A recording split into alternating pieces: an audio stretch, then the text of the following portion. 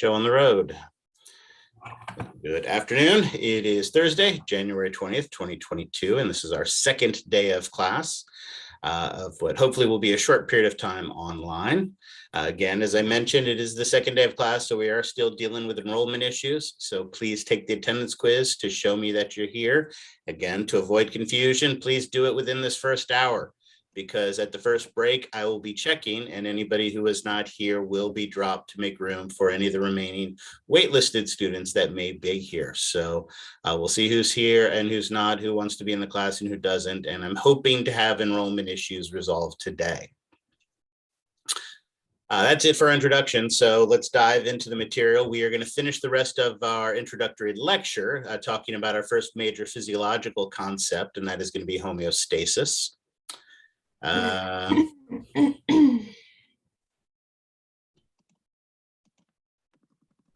Yes, my understanding of the two textbook bundles, they both contain the exact same materials, including the passcode for the Master in A&P. My understanding is the only difference is the e-text bundle just has access to the e-text, whereas the other bundle has access to the e-text and a physical copy. And my understanding is it is a cheaper price, which seems dumb that you're getting the exact same things, but also getting a textbook. But my understanding is that's how it worked out. So take advantage of it. Professor, I had a question as far as the lab manual one. With all the nooks and crannies. Is that the one that is like when you go and like see you're registered from this class and it says like use or pick up materials or books listed on this class, and then you just highlight it and it takes you to that page where you could just order it from the library? Is that the material sites that we should order from? Well, it's the bookstore. I don't think it's from the library, but that is the easiest way to get the materials. And yes, on that site, there are two things you must purchase. There is the lab manual bundle. Right. So it's a 1-for-1 required. The second thing is one of the two textbook bundles. Right. So technically you see three things there, but you only need to purchase two of them. Right. And I saw on the syllabus that you were saying the prices, but I haven't found those prices that you're saying. It's a little bit more expensive, so I didn't know. So the prices that I have, and it also is dynamic and does change. I was referring solely to if you purchase the Mastering A&P access through Canvas. So if you go to Canvas and purchase the Mastering A&P, you can get all of the online resources we looked at the last class, and and also all of those resources plus the e-text. And like I said, it's somewhere like $70 and it's somewhere like $115. But as you pointed out, the bundle, which also has the atlas and the other resources, is practically the same price. Right. So I'm not saying that it is. Again, I'm not responsible for any of the ordering materials. That's all Foliate and the bookstore and the publisher. We have a publisher rep. I can let them know it's back ordered and see what we can do about getting that facilitated. But that's the extent of what I can do. Yeah, I just wanted to make sure that I was getting the cheapest option. I'm like, well, if he's saying these numbers, I just wanted to make sure. Like, yeah, I understand. Look, I certainly understand that money is an issue for everyone. But the one thing that I will remind you all of is that you guys are going to need all these resources for at least two classes, 430 and 431. And many of the resources, these are not the kind of textbooks you chuck at the end of the semester. These are things you usually keep around because most of you are going into the medical field, and it's nice having those resources around. Absolutely. Thank you. Bryn, you had a question? Yes, so I got the atlas and the lab manual, but the other bundle that I think is just a regular textbook, that's the back-ordered one, correct? I assume that's what they're referring to when they said this. Since they said the cheaper one, that means the one of two options. So my guess is that is the one that they were referring to. That was my guess as well. Okay, yeah. So I ordered mine last week, and it still says it's back-ordered. You said that there's a way to do the Mastering A&P for free for 2 weeks, yeah? Yes. So when you go to the Mastering A&P page, and again, I can't bring it up because as a student, as an instructor, mine looks different from the student. But a student did it at the end of class yesterday, and we were able to figure it out. You have a bunch of options. You have the option to purchase it, or you can rent it for a semester. There's like 3 or 4 different options. But if you scroll down to the bottom, It's not as big and bold, but there is a link down there where you can get a free 2-week access without having to purchase anything. And so if you do that, that should cover you for the textbook and the PhysioX and those types of things till it comes in. Okay, thank you. Yep. Excellent. Great questions. Any others? All right, then let's again talk about what we're going to be doing today. We are going to, like I said, finish up our first with our first major physiological process, homeostasis, and then we're going to start building that foundation of the hierarchy that we talked about by talking some chemistry. Depending on how long all that takes, I'm hoping we may have some time to start our discussion on cell anatomy and what is expected of you for that. As always, as I said, we've got the list of all the homeworks coming up on Tuesday next week. Your Unit 1 review is due. Remember, those reviews in your lab manual have 2 parts, a check your recall and a check your understanding. So all of pages 29 through 36, you are filling out and turning in. Again, with that free 2-week access, there's no reason everybody shouldn't be able to get on to Mastering A and P and do that introductory assignment. It's a 4-point assignment. It's not going to make or break your grade in this class. Really, it's just a carrot to encourage you to get on there and start looking at the resources that are there to help you to be successful in this class. And your first lab simulator, the Labster Homeostasis, is due. And remember, you must complete the whole activity and get at least 80% correct. Professor, sorry, one more question about that. So the Labster, since I went through the Pearson and got the whole bundle for 124, is that Labster? Do I have the Labster? Then? No, Labster is a different component. Remember, for the Labster, hold on. Again, when you go to our modules, so you're right, the PhysioX is in the mastering, my lab and mastering. However, if you go down to the lab simulations, all the Labsters are here. So notice when you click here, this will bring up the instructions, and then all you have to do is click this link to bring it up in a window, and away you go. Roger that. And then the 29 through 36, that's mastering? No, that's mastering? Or those are the lab. That's the lab manual. Okay. Yeah. Wanted to make sure. All right. Now, if we're back ordered on the lab manuals, hopefully you will have it by next week. If you don't have it by then let me know, and there can be some flexibility on those due dates. I don't want to penalize people for things that are outside of their control.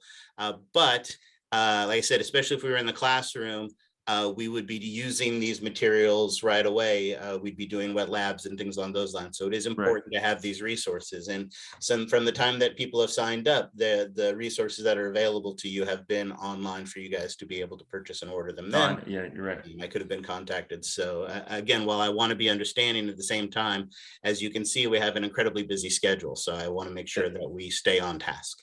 Understood. Yep. Awesome. Excellent. All right. While we're talking about all of this, there are a couple other quick issues that I wanted to go over as well. I have started, obviously they weren't due yet, but I have started graded for those of you who have completed them, the Proctorio quizzes, and put in my inputs. There are a couple quick notes. Again, I am hopeful, knock on wood, that we will not have to deal with this, but if we have to be online for the exam, I want to make sure that it is done properly. So again, when you are scanning your area, please scan the entire work area. Some people are doing a great job at taking their cameras and their laptops and spinning them around so I can see all of your entire room. And while it's fun to see your decorations, I don't really care what you have on your back wall. What I care about is what is in your immediate area. What I care about is that you don't have 750 Post-it notes on the wall behind your computer. So make sure you're showing down, make sure you're showing around to show me that your area is clear of any inappropriate materials. Again, these are one of these things that we don't normally have to think about, but please make sure you're well lit and also not backlit. If you've got a big bright window behind you, it makes you very dark. I will remind you that you have a camera image. I know some people shut it off because they don't look at it themselves while they're taking the exam. but you do have the opportunity to see what your camera is seeing on your screen, so you can make sure that, again, that you are appropriately lit for that. By the same token, because you can see yourself, right? I'm not so much interested in seeing nothing but the top of your head during the exam. That doesn't do a whole heck of a lot. So make sure you're in the middle of the screen while you're doing that. I know many of you are doing it on a laptop, and you may have a desktop or may have two monitors or things like that. I'm not asking you to disconnect and remove the other monitor, but please at least have it covered, put a towel or something like that over it so that I know it's off, not just off, but not being used. And also no earphones as well. I know some people like the calming sounds of dulcet tones of whatever it is you're listening to while you're taking the exam. But obviously there's no way for me to know what you're listening to. So it is important to not have any earphones on. And if, of course, if you're wearing a hoodie, then make sure you show me your ears so that I know that you're not wearing anything. Again, like I said, I'm hoping these will not be an issue. I don't know where that fell to. Oh, well, don't care. But I want to be prepared in case we have to. So that's why we're doing all these things, right? Hope for the best, but plan for the worst. Isn't that the game plan? So that's what we're going to do on that. The other thing I wanted to talk about is some of the issues that came up on our student info sheets. Just some general information about you guys, a lot of pre-nursing students, but also a lot of people who are interested in taking this for other reasons. Radiography, PMed, dental, PT. One person is taking it for personal interest. That person, maybe a little bit weird. Nobody takes this for fun. This is not a fun class. This is a brutal, horrible class that people take because they have to take. So hopefully it's something of interest that you'll be successful with. You guys were pretty non-committal when it came to what you were excited about, everything. I want to know how the body works. And that's good, because that's what we're going to cover over the next semester. A fair amount of stuff, the brain, muscles, skeletal system, and bones. Those are things we're going to cover this semester. Our immune response, digestive system, reproduction, that's all next semester. We'll get to it eventually, but we will be there by the end. A couple of the more serious things, again, I've had a couple of people who ask questions about how to be successful in a class like this. And like I said, we talked about this a little bit at the end of the last class, but the things that I want to remind you about are something that actually came up in our in yesterday's class, my 431 class, is that it is okay at the end of our lecture day for you to be overwhelmed and confused. Right? 4.5 hours of this material is exhausting. Even I can't pay attention to myself for 4.5 straight hours. And yet that's what you're being asked to do. It is very easy to get overwhelmed by this information when it is first presented to you.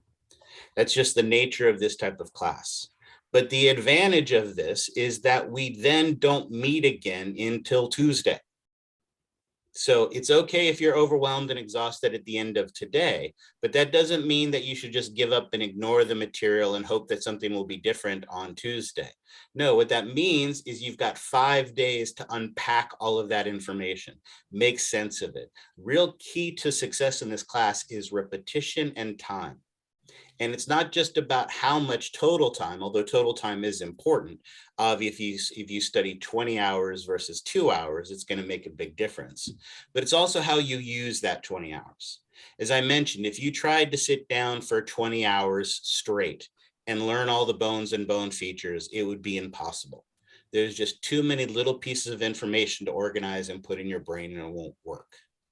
If instead you take that 20 hours and spread it out to 3 hours a day for 7 straight days, then when you're constantly refreshing the information, constantly going back and going through it again, and you're giving yourself time to organize and unpack it in between, you're going to be much more successful. So one of the biggest keys to success in this class is going to be time management. Use your time wisely to study this material.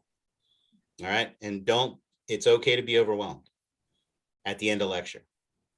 But if by Tuesday you're still overwhelmed from today's lecture, then come to me and we'll talk. Speaking of things that we need to talk about, there are a fair number of you, and again, this is not surprising with the whole COVID and online stuff and all of that, that are retaking 430. And there are some warnings I want to give people for that. One of the things that motivates you to be successful in this class is fear. Right? I dump all this information on you. You don't quite understand it. And that fear motivates you to be successful, to spend time on it, to learn it. One of the problems with retaking 430, especially if you're retaking it with me, if you took it from me and now taking it from me again, I use all the same jokes. I say the things not exactly the same way. I'm not a recording, obviously, but the way I teach is the way I teach. And so listening to me explain something a second time can breed familiarity. And if you feel familiar with the information, you're going to be less motivated to spend time with it. And so I want to warn you to not fall into that trap. Remember, you are here because you were not successful for whatever the reason was. You were not successful the first time you took 430. So stay motivated, stay active in the learning process. Don't get complacent. Don't get familiar with the material. As I'm saying, be active in the learning to maintain that. And as I just mentioned, this class takes a tremendous amount of time and discipline, more than any other class you've ever taken before in your entire academic career, unless you've taken micro already. If you've taken micro already, then you kind of know what a class like this is like. So taking this and micro at the same time is a horrible idea. These are classes that are incredibly labor intensive and are very hands-on. And since we're spending part of the time online, that's going to make it even more challenging to learn these materials. Now, does that mean that there aren't people who are capable of taking both classes and being successful and getting A's in both of them? Yes, there certainly are.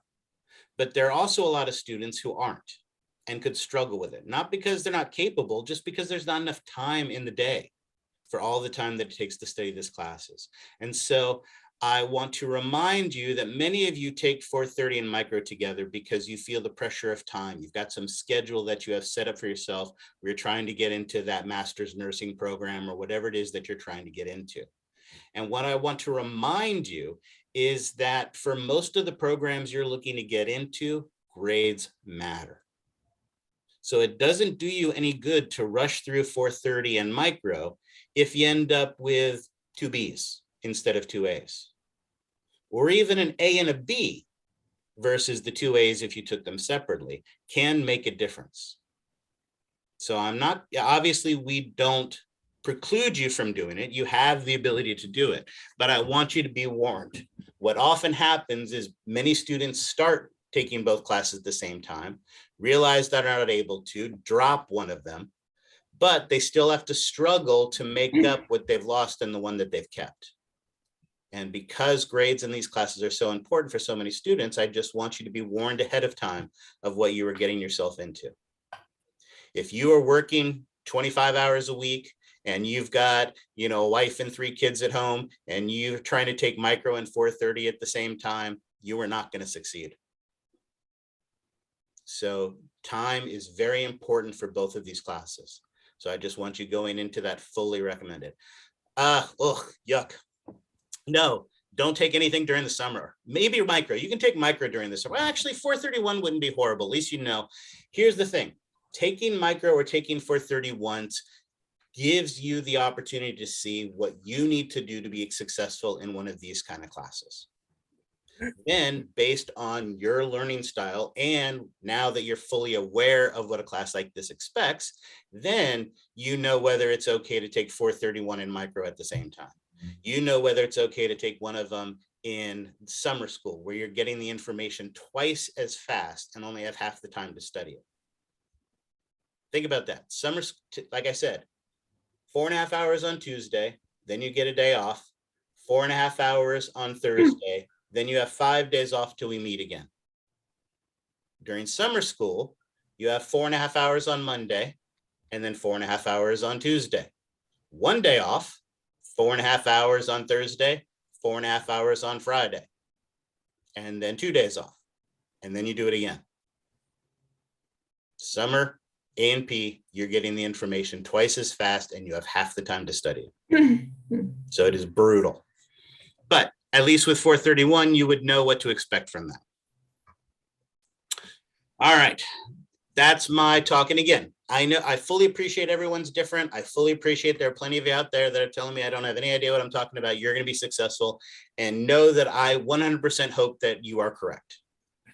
I am just trying to provide you with my previous experience of what I've seen with students semester after semester in the 15 years that I've been teaching this, to try to give you those warnings, not to tell you not to do it, although I'm telling you not to do it, but so that you're at least prepared for it and know what to expect going in.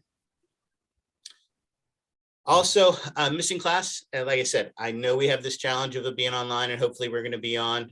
COVID is going to be something that could be an issue, and things along those lines.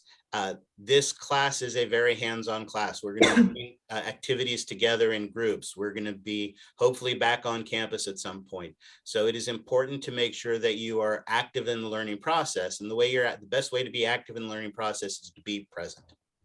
I appreciate that things come up. Emergencies can happen. You may be early, you may be late, and all of those things are acceptable. All of those things are understandable. Like I said before, if you know you have some kind of medical procedure coming up, or like I said, a wedding or something along those lines, all I ask is that you try to communicate these things to me so that we can make the appropriate accommodations. We love to think of academia happening in this ivory tower. But if we've learned anything over the past 2 years, I mean, college in general, especially at a community college, and especially at a community college with COVID for the past 2 years, life happens. And I thoroughly and certainly understand that. And so, like I said, just communicate with me and we will do the best we can to make those accommodations to make sure that you are successful in this class. All right, last and least important, a couple of people were interested in my information. As I mentioned earlier, I have been teaching at American River College now for 15 years. I have been teaching at college for close to 20 now. I started at Davis, I bounced around a couple other schools, and like I said, I've been at AR for the past 15 years. Prior to that, I did both my graduate and undergraduate work at UC Davis. Where I graduated with a PhD in neuroscience, studying the development of the visual system. So anything you want to know about the eyeball, I can tell you. All right. Questions on any of that? Yes.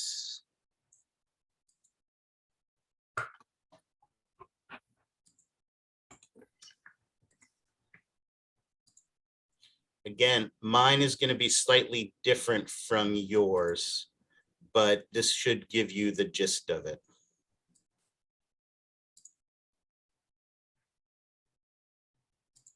From our homepage, you click the My Lab and Mastering. Now, mine looks different from what yours does, because again, I've got the teacher version. But when I go to my course home, and yours may start here, I don't know where yours starts, but the big key is to go to the study area. When you go to the study area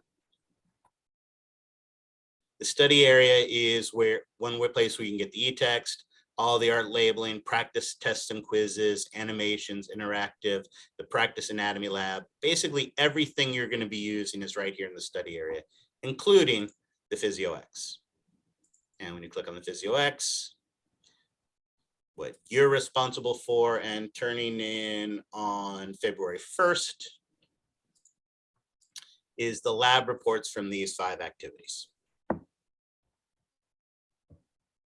All right. Also, I just want to say, it doesn't work on Safari, so you have to use Chrome in order to do all this. Just yes. FYI, everybody. Yeah, absolutely. Same thing for, especially for the quizzes and tests and Proctorio and stuff like that. Yes, it has to be on Chrome. I know the Labster recommends Firefox, but I know it works on Chrome. So you can, as long as you stay in Chrome, everything is fine. All right. Excellent. Any other questions? I have a question. Yes. In regards to the quiz that we just took, when you are done grading all of them, is there any way that we could look back and see what we might have missed on the quiz? The Proctorio one? Yeah. Yes. Once I've gone through and there's a couple questions on it I have to manually grade, and I go and review your video. Once that happens, I have been releasing them. So for the people who have taken them early, I've already graded them and released them. I just did that again earlier today. So if you just finished it or just completed it, I haven't had a chance to get that, but my guess is through the weekend, I will get that done and caught up. So as soon as it is graded, I do release it so that you can see that. And therefore also any comments that I leave for that as well. Okay, thank you. Yep. All righty. Anything else? All right, awesome. Let us dive in. Oh, we did that. We did that. Here we go. As I mentioned, our first major physiological process is the concept of homeostasis. Right?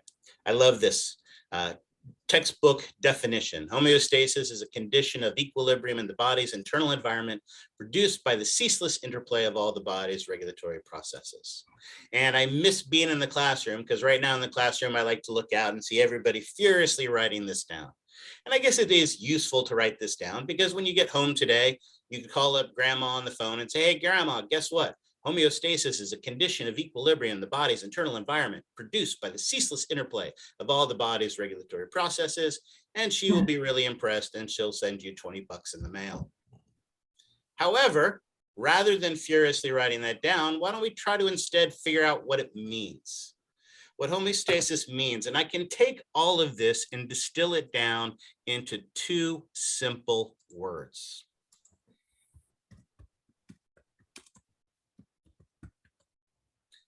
Dynamic stability. What does dynamic mean?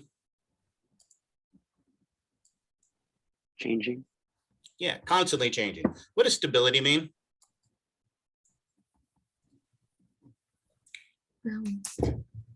Solid in one place. Yeah, not changing. Isn't that basically what it means to be stable? So how can you have dynamic stability, right? How does that even make sense?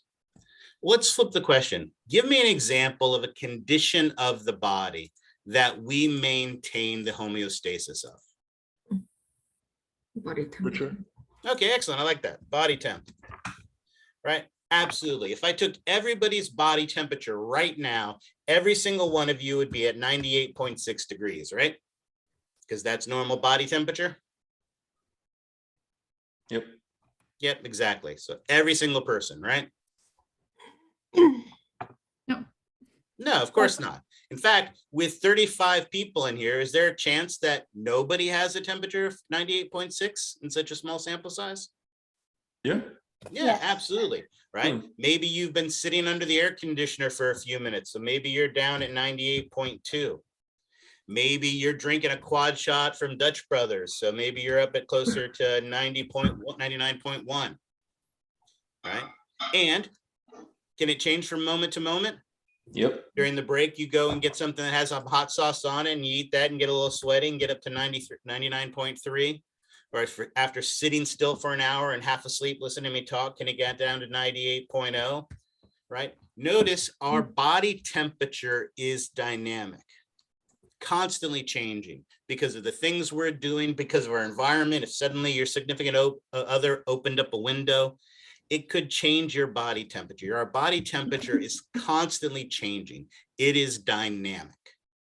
However, if I take the temperatures of everybody here in the classroom, is there anybody here whose temperature is going to be 84.3? No, because that's hypothermia. That would be very, very bad. What about 112.7? No, because then that's No. So notice, while it is constantly changing, while it is dynamic, it is actually stable within a very narrow range of values. So while it may change, while it may be dynamic within that narrow range, there is a stable narrow range of which it stays within that keeps us healthy. And that's what homeostasis is about. It's not about keeping us perfectly at 98.6 forever. It is about allowing those dynamic changes to take place, but maintaining them within a stable range. And so that's why homeostasis is about dynamic stability. Right? It's about maintaining our health, about keeping us alive, right? And of course, this has to be controlled by something. What are the something or some things that regulate our homeostasis? Circulation. Okay, so true, but so Blood? circulation is a great example. If I were to get up and run around this room 16 times, my blood vessels would dilate and I would radiate off heat. So my circulation definitely plays a role in that. But what's telling my blood vessels to dilate? There you go. Maria and Kaylee's got it. Our command centers where we make the decisions to do this are our nervous system and our endocrine system. Remember, these are the two systems we talked about that were specialized for communication. So these two systems that are specialized for communication are what are responsible for regulating our homeostasis. Now, homeostasis doesn't just occur in a vacuum. Things are required. All right. What is the first thing? Obviously, there has got to be some kind of disturbance.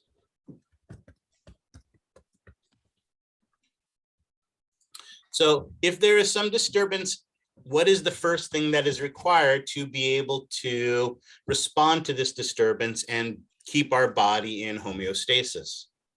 You need the message, right? Like Exactly. the message of something happening, going wrong. Absolutely. If the fire alarm was going off at the school right now, would it change our behavior in this class? Yes. Oh, no. Why not? Whoa. Wait, are we here at home or are we in the class? We're here at home right now.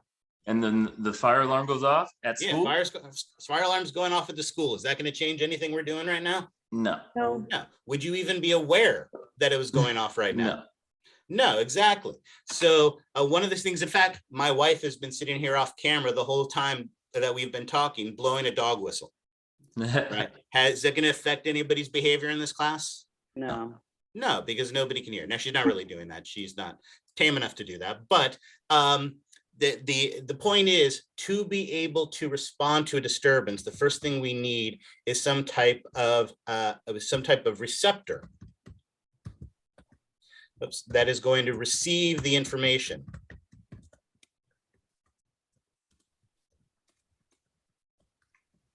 So we need some type of special receptor that is going to receive that information.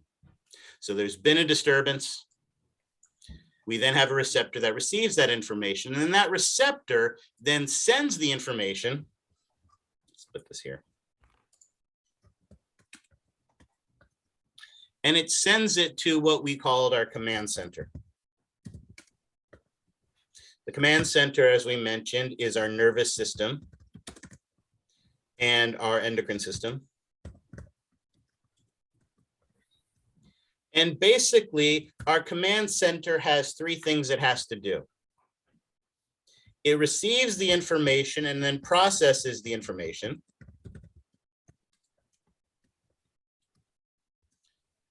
In processing that information, it has got to compare it to our memory, or compare it to what we know.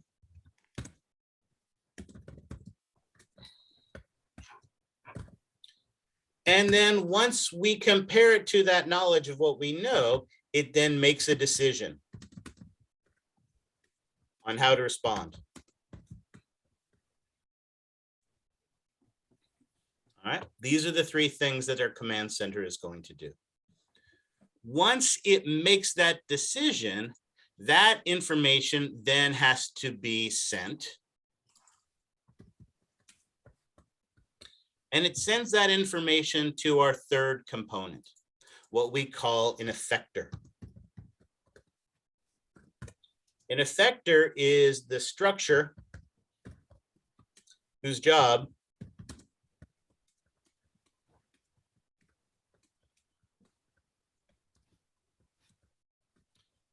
it is to respond to the disturbance.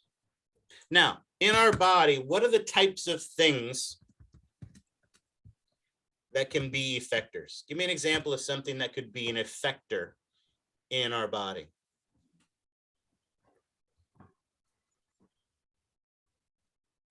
Our heart rate. Okay, So how do you make your heart beat faster or slower? What is it in the heart that's actually being changed? Do you know?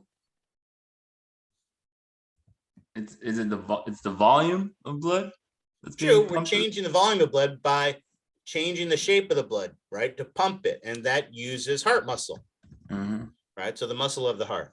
What else could be an effector? A liver? Depends on it. The liver is an example of a gland, right? The liver may not necessarily be the most obvious, although it absolutely can be when you're eating and things like that. But how about, we talked about getting up and running around the room 15 times. Adrenal gland? Glands that might become active as a result of that. Sweat glands. Sweat glands, absolutely, excellent. So glands can be effectors. Excellent. You're right in that our kidney can change function, but really what changes the function of our kidney is the change in blood flow. And how do we change how much blood flow is going to the kidney? We change the diameter of our blood vessel. And guess what we use to change the diameter of our blood vessels? Well, it's more muscle. What kind of muscle? Smooth muscle. Smooth muscle, excellent. Excellent. And then someone mentioned lungs. Absolutely, we want to breathe, take bigger breaths if we are exercising or something like that. But it isn't really the lungs that changes the shape and brings in more air. It's more muscle. What kind of muscle would that be that changes the shape of our thoracic cavity? Like the diaphragm, exactly. What kind of muscle is the diaphragm made up of? We have heart muscle or cardiac muscle, if we want to be more specific. We have cardiac muscle, we have smooth muscle, and anyone know the other flavor of muscle? Is it striated? Well, striated is one of the terms for it, although you got to be careful because cardiac is striated as well. So let's go with a more specific term. Skeletal muscle. Excellent. And those are the things in the body that can be effectors. Cardiac muscle, smooth muscle, skeletal muscle, and glands. Their job is then to resolve the disturbance and bring the body back into balance.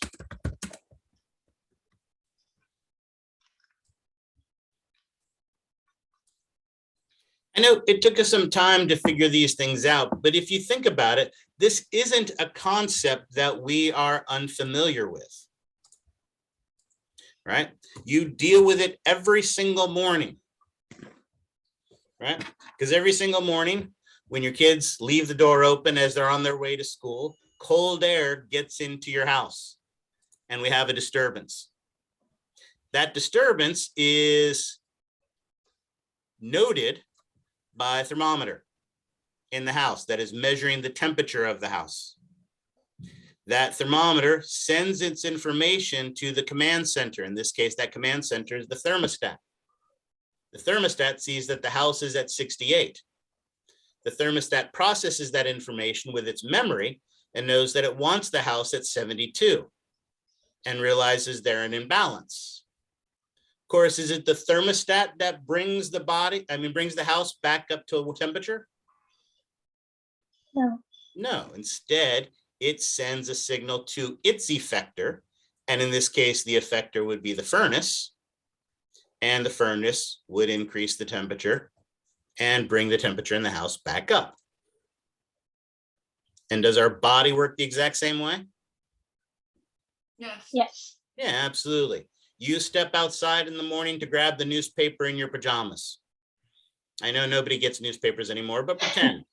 So there you are out on the front porch in your pajamas, the door locks behind you, and you realize you don't sleep in pajamas. So there you are, butt naked outside in the morning, right? Do we have sensors in the skin that are going to notice that? Yes. Yes. Are they going to send information to our brain? Our brain's going to make a decision and sends a signal to what effector in that case? What would the effector in that case be? Muscles. Yeah, skeletal muscles. And you shiver, and as you shiver, you bring your body back up to temperature. So again, these are not concepts we're not unfamiliar with. We're just now adding some labels to things we already understand. These are the pretty pictures from your textbook. And again, notice it also works the same way if instead of standing outside and getting cold, you're running around the room and getting hot. In that case, then the effector is going to be the sweat glands, producing perspiration, evaporating away heat, bringing the body back into balance. That's the key of these homeostatic processes, to bring the body back into balance. I really like these pictures from your textbook. And again, here we see the example. And nowadays, thanks to Nest and things like that, we now have smart thermostats. Back in ancient times, and by ancient times, I mean when I was growing up, right? Our thermostat had a big, huge lever on it that you had to pick, whether it was the heater that can become on or whether it was the air conditioner that was going to come on. Not anymore. Now we have these smart Nest thermostats where we can set a range of temperatures that we want the house to be. And yeah, when you open the refrigerator, or you open the back door to let the dog out, or you turn on the oven, those dynamic changes going on inside the house can cause minor adjustments of the temperature. But if it goes out of our stable range, then we need to do something to bring it back. Turn on the air conditioner to bring it back down. Turn on the heater to bring it back up. And our body works the exact same way. All right. Questions on that?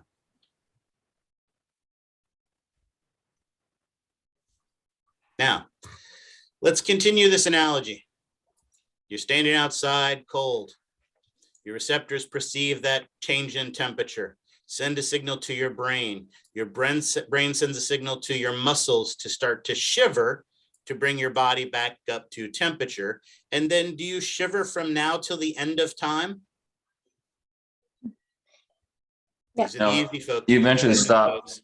No, eventually you stop, exactly. And the reason you don't keep shivering forever is because to regulate this process, we have these feedback loops.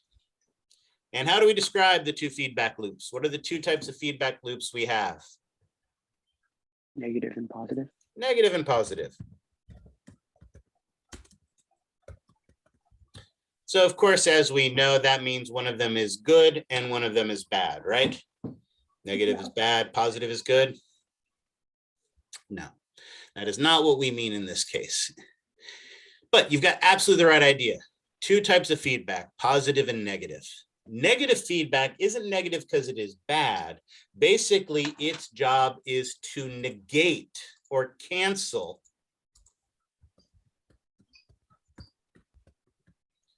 the disturbance.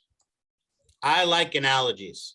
These analogies are more fun when we're in the classroom because I have a nice big yardstick. I don't even have a ruler in here. I'll have to work out that for next one, right? If I am trying to balance this pen on my finger, right, maintaining balance, and it starts to tilt to the right, what do I need to do to get it back into balance? Tilt it to the left. Yeah, I have to cancel that disturbance. I have to reverse that disturbance. And instead of having it go right, I have to bring it back to the left, right? We were just talking about the same thing with body temperature. When your body temperature goes up, we sweat to bring it down. When your body temperature goes down, we shiver to bring it up. Notice in those instances, we are negating, canceling, reversing, whichever word you like, the original stimulus, the original disturbance, to bring it back into balance. And this is by far the most common type in the body. However, there is still a second type, and that is a positive feedback. Now, in the case of a positive feedback system, the goal is actually to enhance the disturbance. Now, again, if we're trying to stick with my analogy, that doesn't seem to make a lot of sense. If my pen starts to fall to the right, am I going to be able to bring it into balance by making it go more to the right? No. No, it doesn't seem like that would work. I mean, maybe if you push it enough to the right, you could bring it all the way back around.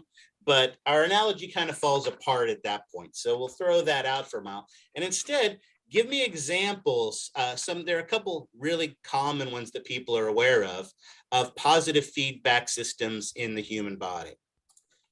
Would it be a fever? Like if you had a fever?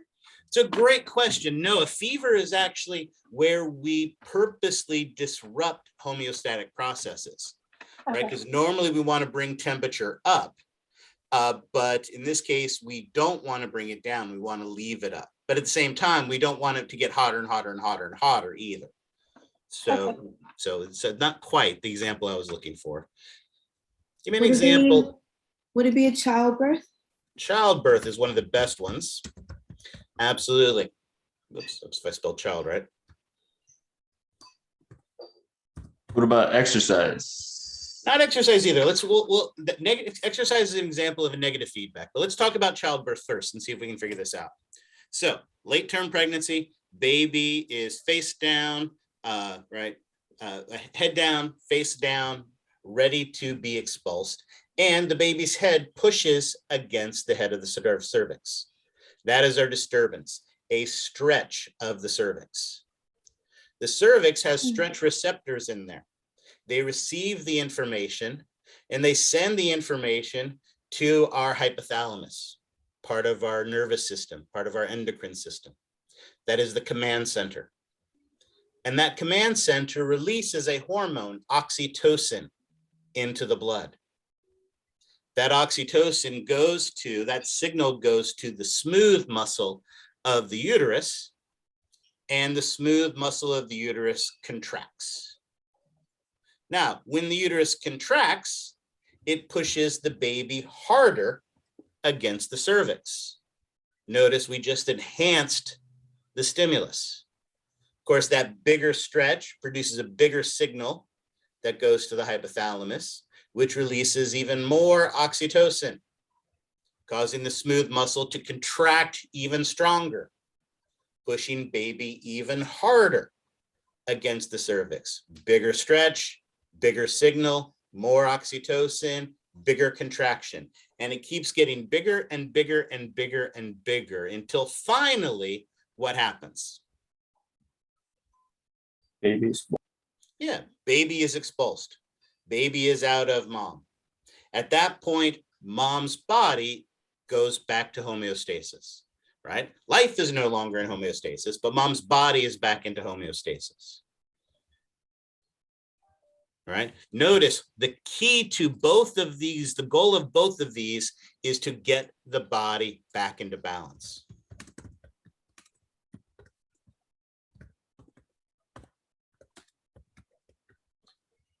Both positive and negative. Excellent. So childbirth is a great example. What's the other common example that a lot of people know about?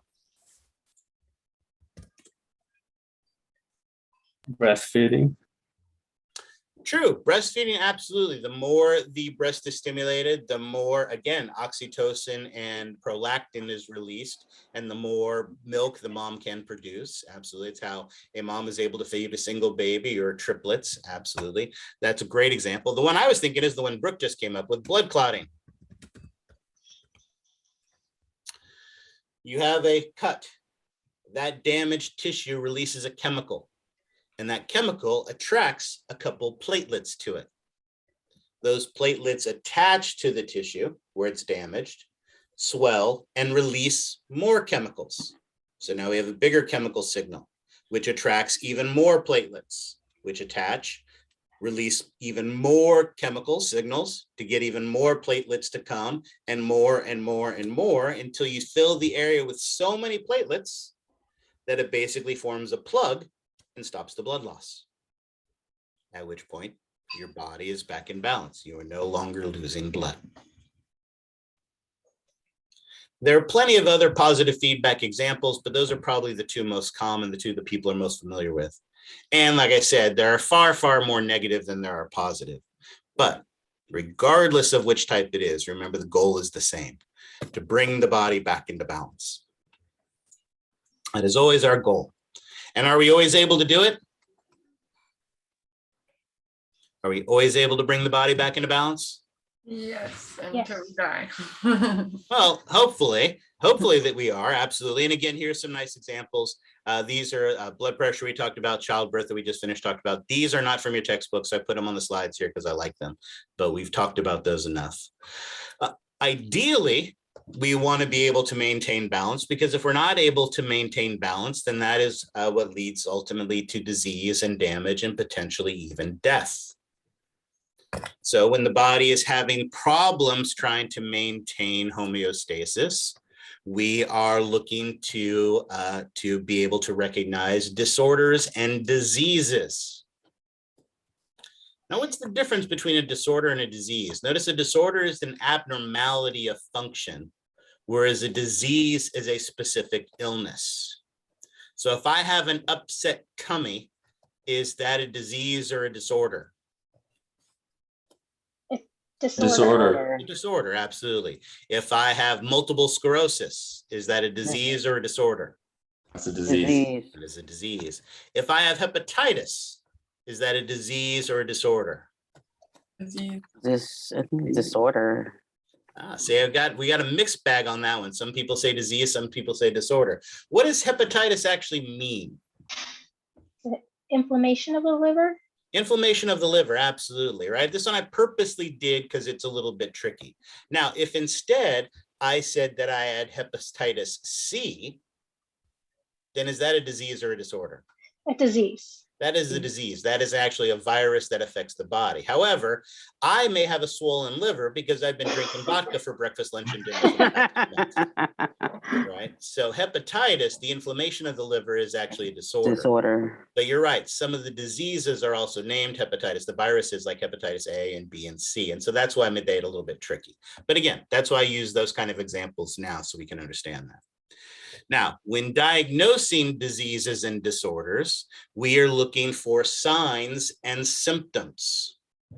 Signs, notice, are objective and symptoms are subjective. What's the difference between a sign and a symptom?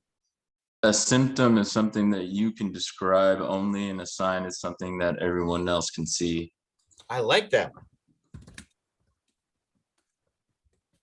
So a symptom is something only you can describe, and a sign is something that someone else can see? Yep. It's visible to everyone. I like that. Excellent, right? Again, I like those definitions a lot. Sometimes people always like to think of signs as being something that is measurable. And certainly there are things that are measurable, like a blood pressure would be something that'd be measurable, or a temperature would be something that'd be measurable. And those would definitely be signs. But I always think about when I go into the doctor's office, they have the pictures of all the faces on the board, and some of them are happy and some of them are smiley. And I'm supposed to say between 1 and 10 what my pain level is. That's a number, but is that necessarily a sign? No. No, right? It's a symptom. It's subjective, right? Because for you, being the studly individuals you are, right, a broken leg is probably like a 3.5. I have a hangnail, and that's easily a 7 on that scale for me, right? So obviously that is something that is much more subjective. So I like those definitions a lot. I like that a lot. That's awesome. Absolutely. So a symptom is something that only I can describe. My upset stomach, my pain level of 7 with the paper cut. Whereas like a blood pressure or a temperature, or the fact that someone has a flush appearance to their skin, those are things that are signs. Now, when diagnosing signs and symptoms, we are typically looking for ones that are local or ones that are systemic. Of course, what's the difference here? Like local is just in one general area and systemic is everywhere or more than one? Yeah, absolutely. Right. Class is done today. And again, I have to work on my examples because even after 2 years, most of my examples still involve being in the classroom. If class was done today and I was skipping out to my car because I was happy we were finally done for the weekend and I rolled my ankle, by the time I got to the bar, right, my ankle is going to be the size of a watermelon. Right. And that's a bad thing. However, that swelling of my ankle, is it going to cause any problem of me getting that ring off so that I can, buy some beers for people while I'm at the bar? No. No, because the swelling is just happening in that one location. Whereas obviously something systemic is something that is happening everywhere throughout the body. Excellent. All right. These are the kinds of things that happen when these are the kinds of disorders and diseases that cause homeostatic imbalances. However, there is one other big major cause of homeostatic imbalances, or an inability to maintain our homeostatic balance. And what's that one other big major cause? Aging. There you go. Aging. In fact, that's how we define aging. Aging is the progressive decline in the ability to restore homeostasis. Give me an example.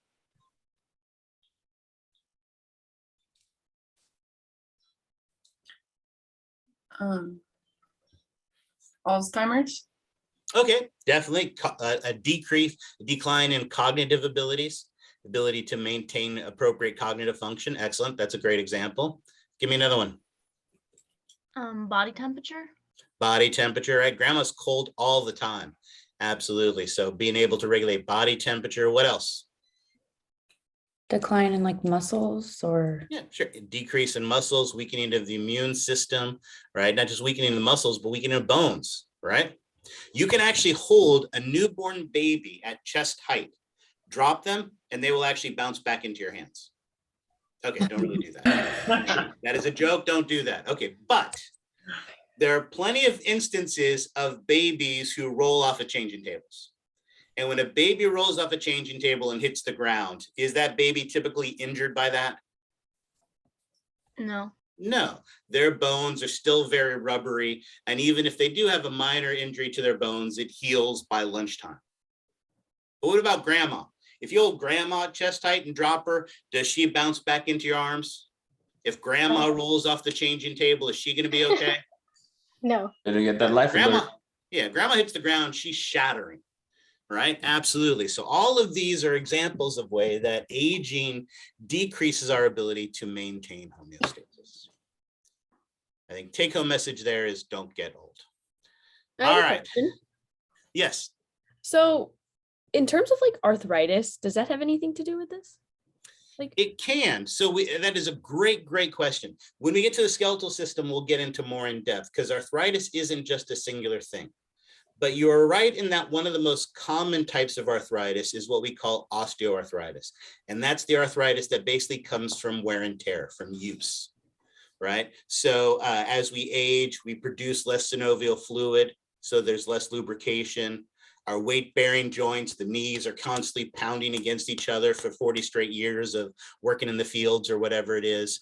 And so that constant use can lead to a decline in the ability. However, at the same time, if you're one of these gymnasts who started doing, gymnastics at 2, right? And now you're an old woman of 18 in the gymnastics field, right? You look at some of the gymnasts from the past Olympics, right? They're 22 and they're 24 and they're washed up practically because their body has undergone so much wear and tear. So again, that is a much more extreme example of aging and use and the arthritis that can be caused by that. But yes, there are arthritis would be an example of that, the damage, one type of arthritis, right?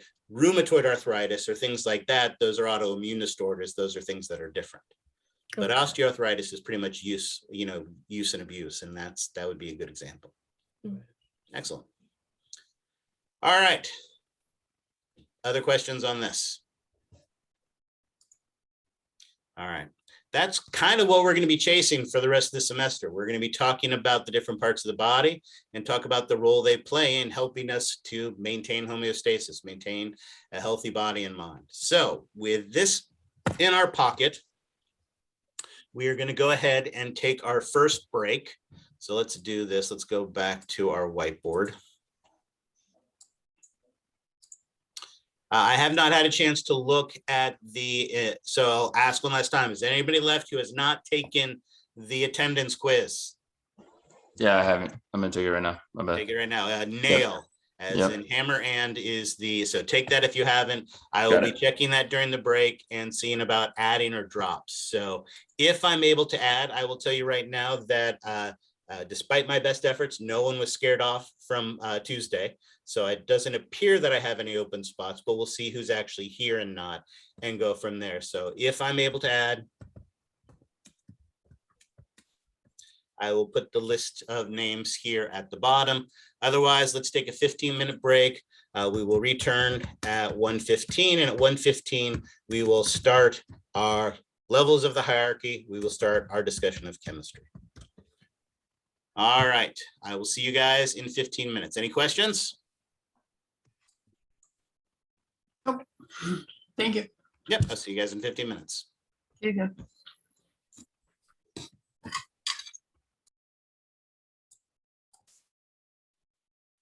All righty.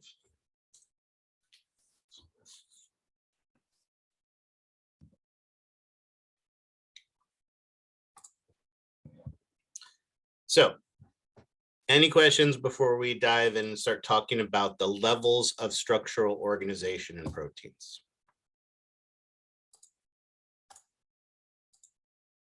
All right.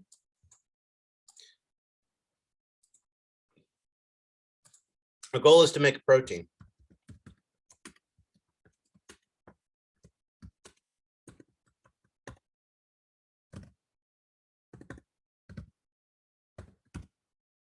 Oh, there you go.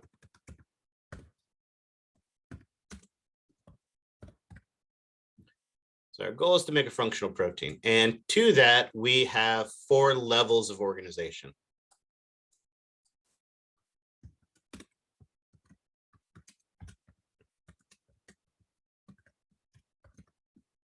All right. The first is, not surprisingly, primary.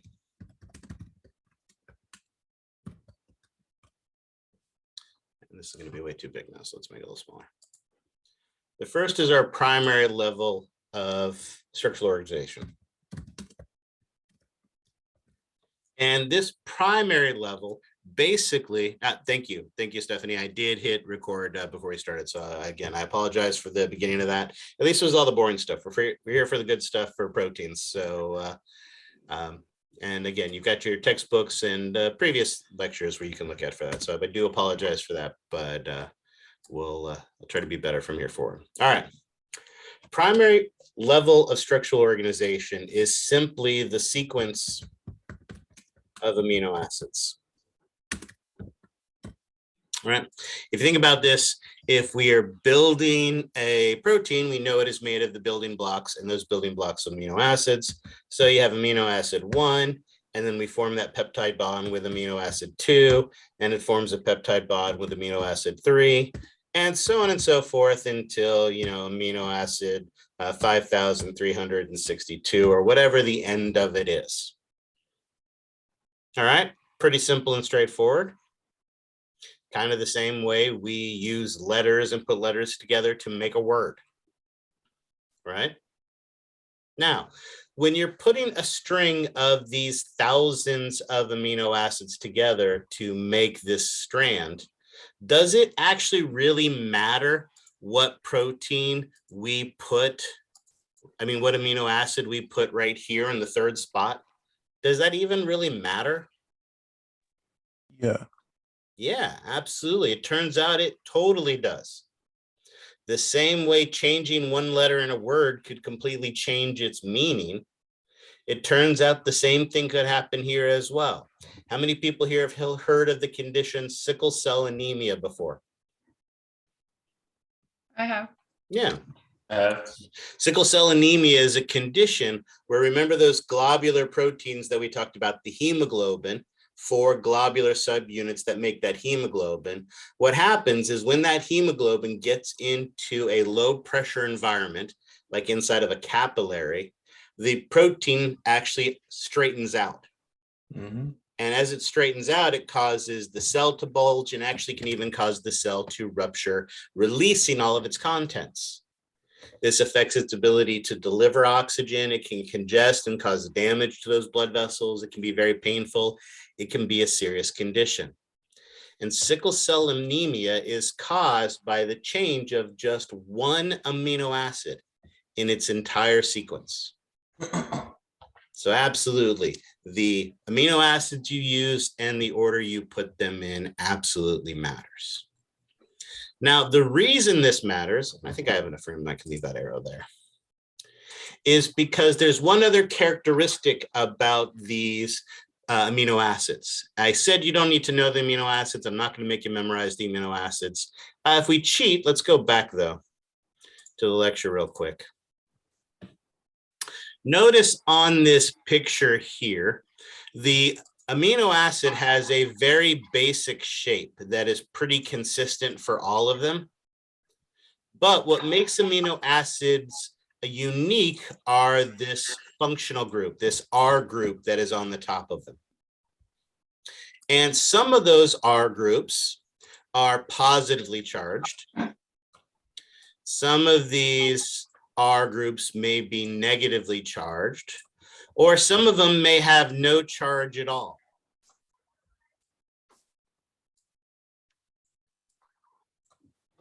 Now, as we know with charged things, do positive things like negative things or not like negative things? They don't like negative things. So They do like opposites, negative things. opposites They don't do. attract? Yeah, opposites don't attract. Opposites do do attract. Oh man, terrible. So in this case, they would actually attract each other. It's like magnets. If you have two magnets, is it easy to get the two positives to go together? Or is it easy to get the two negatives to go together? No. So notice the two negatives are going to push away from each other, but the opposites, the positive and negative, are going to pull towards each other. And so notice when that occurs, that can cause bends in this sequence of amino acids. And that leads to what we call the secondary level of structure, the secondary structures. These secondary structures are basically caused by the hydrogen bonds, those attractive forces between the functional groups.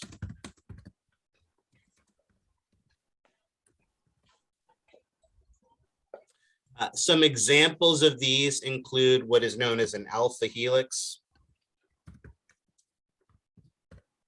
Basically, this is where the functional groups cause the amino acids to form this kind of spiral type shape. Or they've also got what are known as these beta sheets, where again, the hydrogen bonds can kind of form this arrangement of them into layers or sheet-like structures. My goodness, my freaking phone. Hopefully your thumb will be okay. All right, excellent. So we have these different small portions. They're caused by hydrogen bonds between the functional groups, and they change the shape of small portions of the string of amino acids.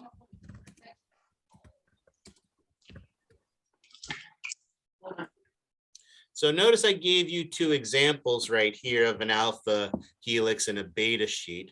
But let's take an example. Let's go ahead and draw a nice big protein here. And let's say, for instance, one part of it had an alpha helix,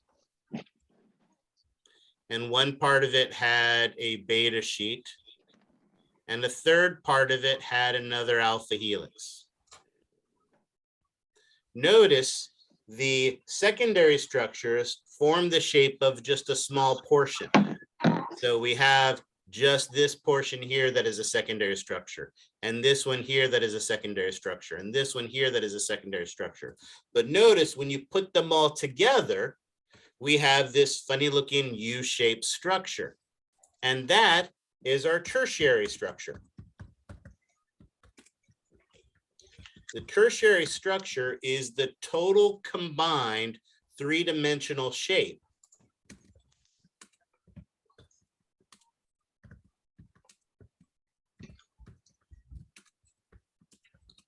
of the sequence of amino acids.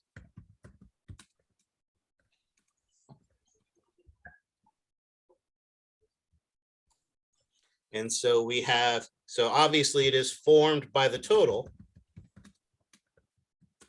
of all the secondary structures.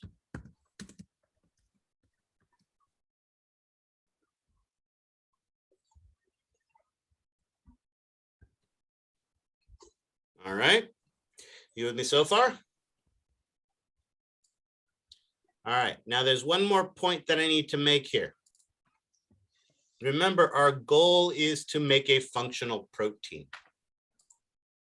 And as we mentioned, a sequence of amino acids, even a sequence of thousands of amino acids, remember, we called that a polypeptide.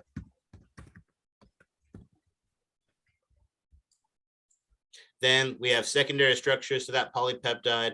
Then we have tertiary structures to that polypeptide. But remember when we talked about hemoglobin, we talked about it was made up of 4 globular subunits. Remember when we talked about collagen, we talked about it made up of 3 strands of amino acids. So notice almost all proteins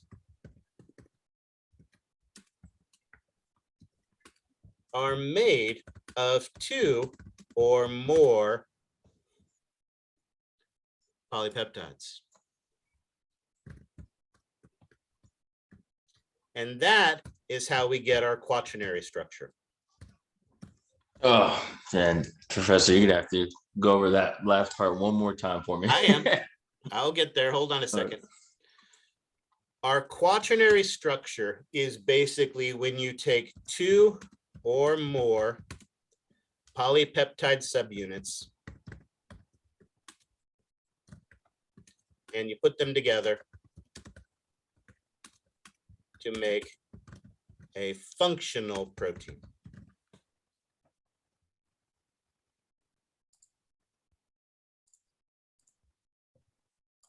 Notice here, I've got this funny squiggly shaped polypeptide.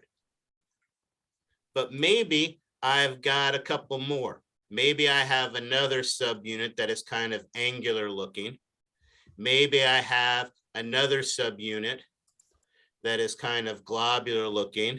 And maybe I have a second globular looking subunit.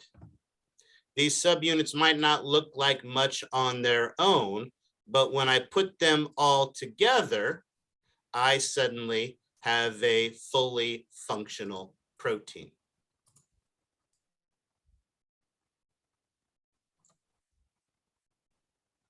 So by putting those subunits together, I now have a fully functional protein. So why aren't amino acids, or why aren't they able to just roll as polypeptides? Why do they need to be combined? Well, I guess.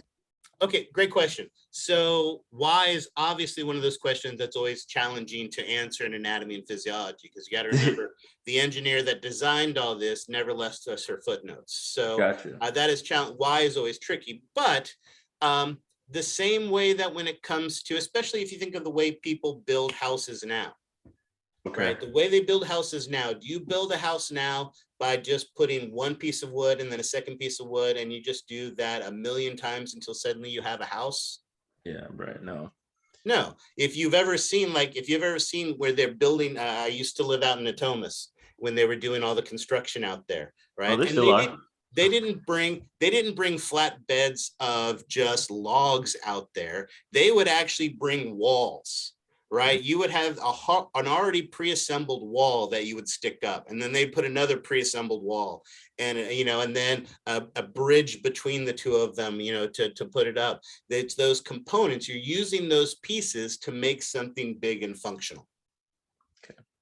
So basically they are not functional just as polypeptides. Like they need to be structured now, with something. Okay. Are there some proteins that may be just made up of a single strand of amino acids? Yes. Okay. Right. The key word as we mentioned was most. Most means not all. So are there some really simple proteins that may be made up of just a single strand of amino acids where you would just then have the 3? Yes. But most proteins are made up of multiple subunits.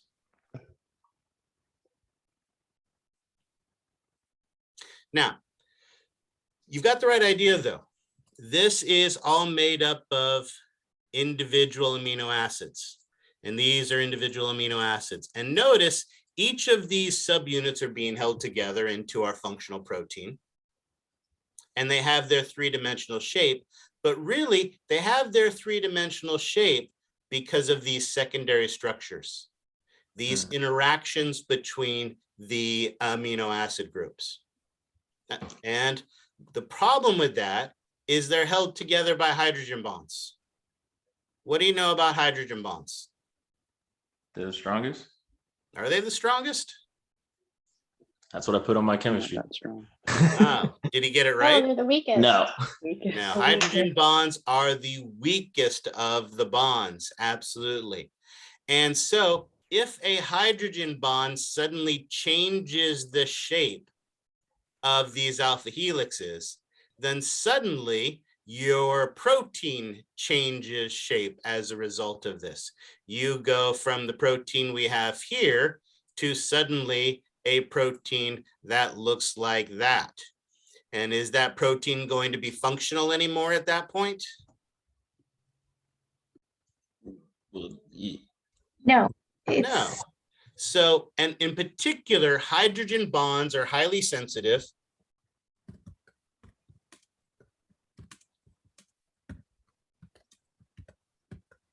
to what? What are hydrogen bonds highly sensitive to? Heat. And Wait. you got the right idea. pH levels. Okay. Absolutely. So what are the two factors that we pay a tremendous amount of energy and resources to maintain in our body?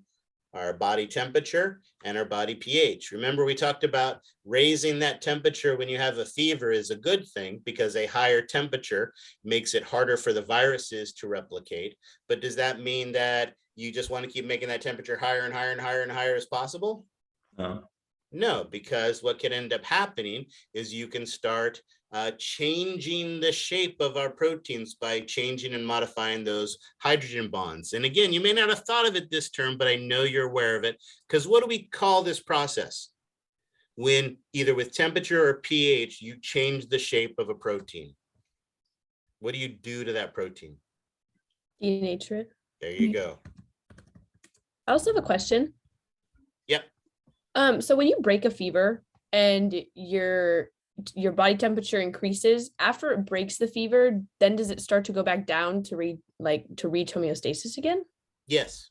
Okay. Yeah, and in fact, typically the way you can tell that you've broken the fever is you get sweaty. Yeah. Right? Because before that, you don't get sweaty because your body is purposely not producing sweat because it doesn't want to lower the body temperature. But then when the fever breaks, then suddenly your body's sweating because it's trying to bring the temperature back down. Okay. Yep. Exactly. Denature that protein. Right. So we want to maintain our body temperature. We want to maintain our body pH so that our proteins do not denature. Now, again, I know I've done an amazing job of showing these beautiful examples of what this might look like, but your book's actually got some really nice examples as well. Whoops. Notice here, this is straight from your textbook. We see that primary structure where it's merely the sequence of amino acids that are going together. Again, I'm sorry? All right, can I ask a question about the last slide? The last slide or my amazing drawing? Your drawing, I guess. You mean my amazing drawing? Your amazing. Okay, yes. What did you want to know about my amazing drawing? Okay, so the proteins are sensitive, or the hydrogen bonds in proteins are sensitive to temperatures and heat, or changes in heat and pH level, right? So is protein denatured in a negative way, like the body is out of homeostasis, something is going wrong, or is that like just a normal, is that denaturing proteins part of homeostasis? Okay, great. That is an awesome question. Great. Now, when we think of denaturing, typically that is as a negative. Okay. We have the normal sequence and those normal hydrogen bonds. But remember, if we change the shape of the hydrogen bonds, that is going to change the overall three-dimensional shape of the polypeptide. That is going to change the shape of the protein. And as we know, shape determines function. So if we change the shape of the protein, it is going to change the function. And so most of the time, absolutely, we think of that process of denaturing, of the changing the shape of the protein as a negative, and we would call that denaturing. However, you're right, we do actually take advantage of this. One of the best examples is your tongue produces an enzyme called lingual lipase. Lingual because it comes from the tongue. With a name like lipase, what do you think it breaks down? Fat. Yeah, lipids, absolutely. But it's not functional in your mouth. That protein is in a non-functional shape when it's in your mouth. But then you mix it with your food, you swallow it to your stomach, and since suddenly in your stomach, it changes shape and it becomes functional. Why does it change shape in your stomach? Because of the change in pH. Yeah, what's the pH in your mouth? 0. Well, the pH in your mouth is what? 7-ish? Yeah, it's about 7. It's neutral. What's the pH in your stomach? Acidic. 3. Yeah, very acidic. It's 3, maybe even 2 or 1, depending on the stomach. Absolutely. But you got the right idea. In that case, the change in pH causes a change of shape and suddenly becomes functional. We wouldn't call that denaturing because, again, denaturing is, we think of as a negative. But you're absolutely right in that pH change is changing the shape, in this case, in a positive way to make it functional. Interesting. Thank you. Yep, So- that was a great question. So whenever, like, say I'm taking, because the reason why I was asking that question before is because, like, say, like, you're at GNC and, they have amino acids just sitting there, right? And they have the A3A, whatever. So when it, obviously you take a scoop of it, whatever, you take a drink, and it's going to be like polypeptides, right? They're just going to be that. They're not even going to form into anything else, right? Like they wouldn't form into the. What you're getting in that is this. You are getting these subunits so that you have these subunits and you can put those subunits together to make proteins. Oh, So if okay. you're So just is that what taking- happens? Like when we swallow them? Ish? Ideally. Okay. And now again, my hesitation is because often when you take supplements, and not just amino acid supplements, but any supplements, obviously when you ingest it, the first thing that happens is it has to cross the membrane and get into your body. Okay. Right. A lot of the problems that, for instance, people have with over-the-counter vitamins is you take a solid vitamin pill and you just take a sip of water from your bottle to take it. And without enough water, it doesn't dissolve properly. And if it doesn't dissolve properly, you're not able to absorb all of the resources from it. And it basically passes out the other end without fully being used. So you can, drink a cow's worth of milk or eat a, pig's worth of amino acids. And the only part that's going to help you is what you can get into your system. So again, but the theory is sound. Get the amino acids into your body so that you have the building blocks necessary to be able to put them together with other amino acids to make the proteins. Okay. Put the sequences together. Those sequences form secondary structures like that alpha helix, like the beta sheet. Okay.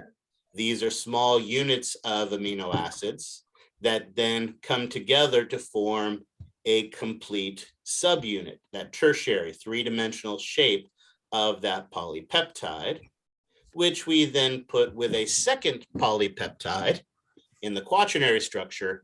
And now we have a fully functional protein. When they denurture,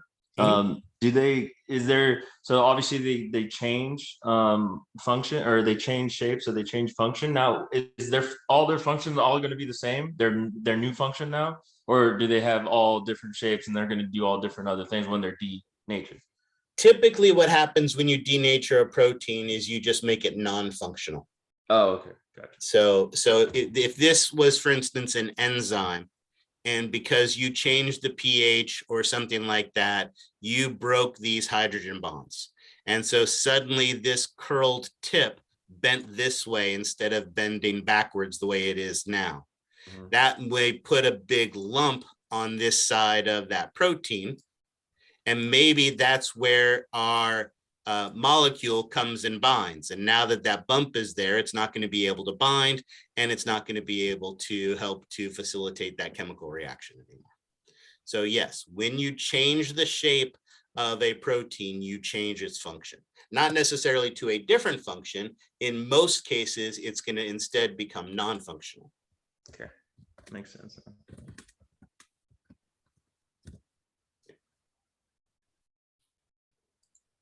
All right.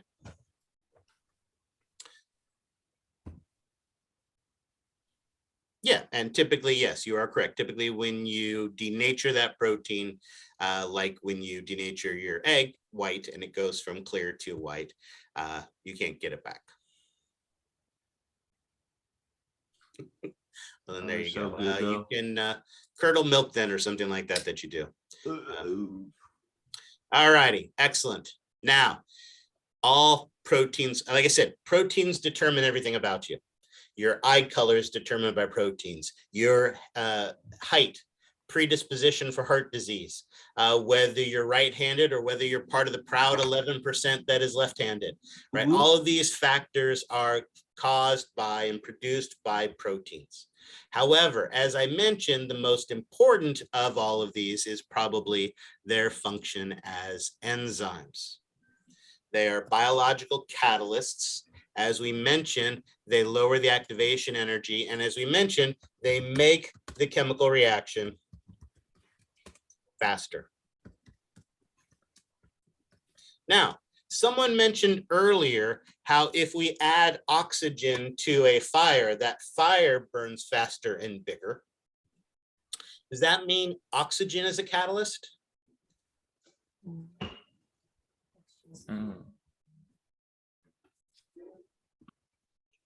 Well, I'm guessing no.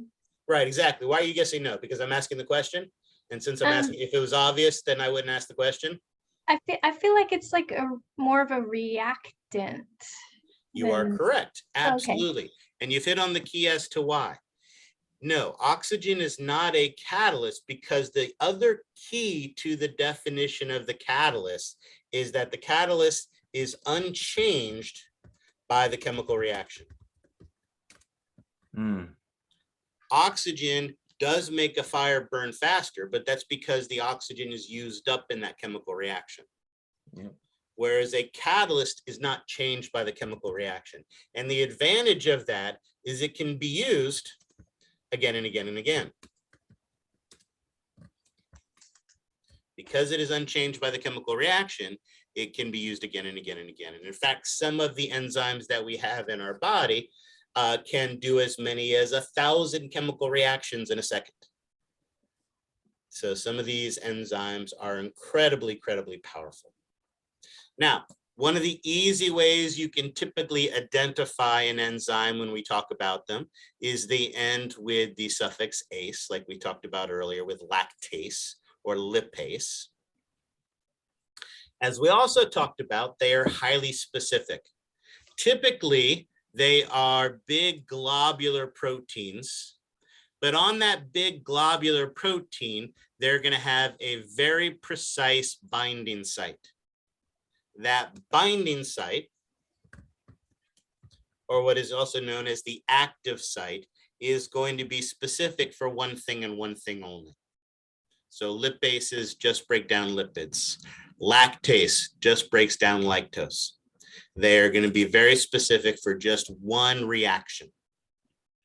And as we mentioned, they can be highly efficient, as many as 1,000 chemical reactions in a second, but only in optimal conditions. Because again, remember, they're proteins. So that means they're going to be sensitive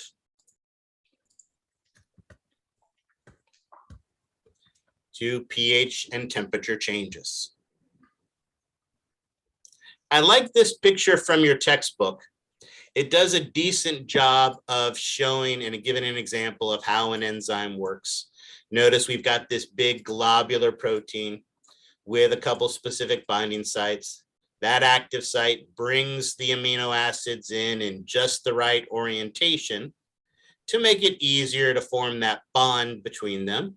Notice using dehydration synthesis, that water is released in the process. Now we have a peptide bond formed with those two amino acids put together, and notice our enzyme is unchanged. It can now be used again and again and again. And so I like this picture a lot, but the one thing I don't like about it is that it kind of just shows the enzyme as this blobby thing that really doesn't do anything in the process. Let's take a more accurate look at another enzyme. Here, we actually have the molecular composition of a particular enzyme. Notice this particular enzyme is, of course, made up of a bunch of amino acids. It is a protein after all. And notice here in pink, this is that active site. This is the binding site. Notice when our two reactants, molecule B and molecule A, bind to it, something fancy happens.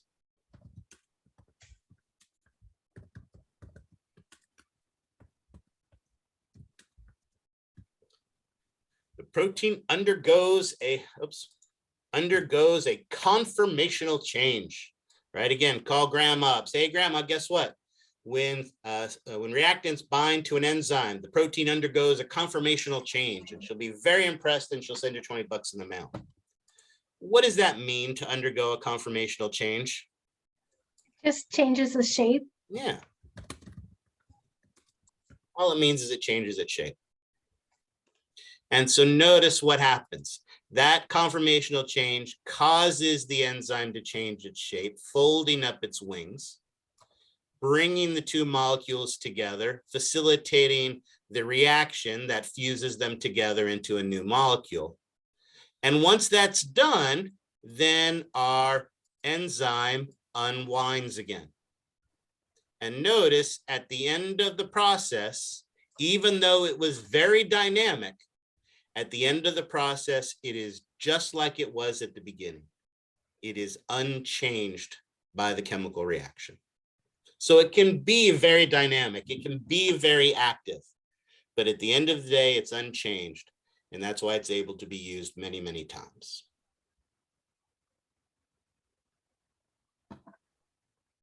All right. Questions on our enzymes? So it works like over and over again, so it never like dies out.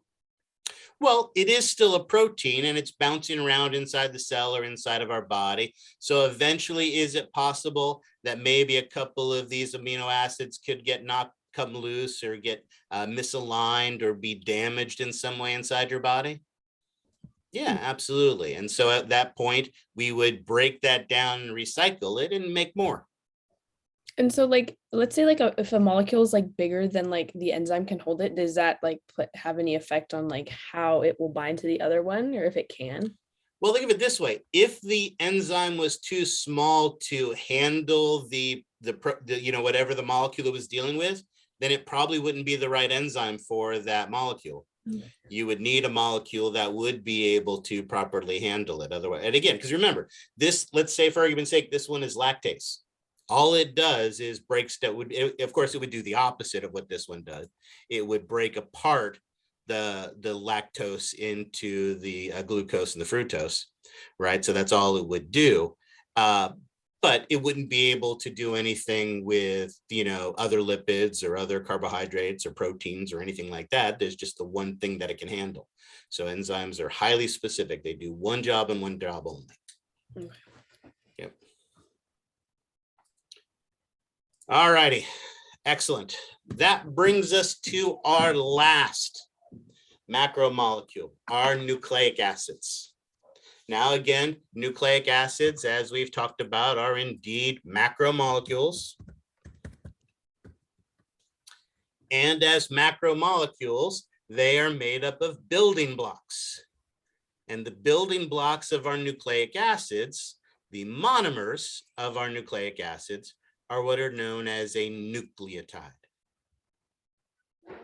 We've got the pretty picture here, but let's go to the whiteboard and do another drawing.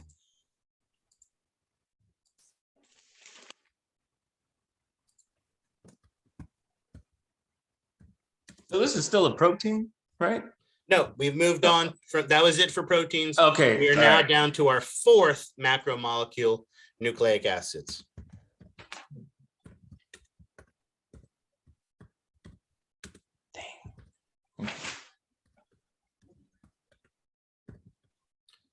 Oops.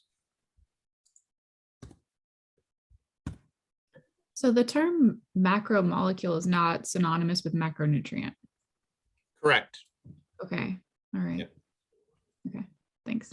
Yeah, there are four macromolecules, right? Classes, four main classes: carbohydrates, lipids, proteins, and nucleic acids. So let's talk about our building block first. Our monomer, the nucleotide, has basically three parts. The first of those three parts is a 5-carbon sugar.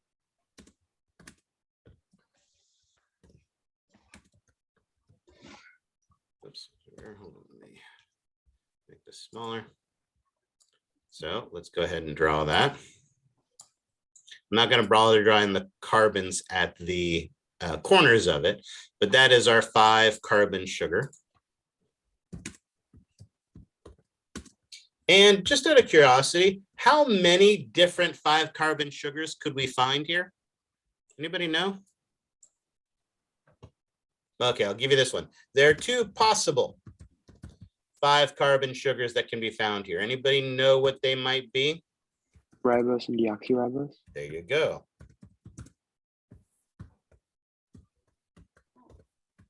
Excellent. It's either ribose or deoxyribose. Why? The second component is a phosphate. Now, again, I'm not going to hold you responsible for knowing the chemical composition of a phosphate.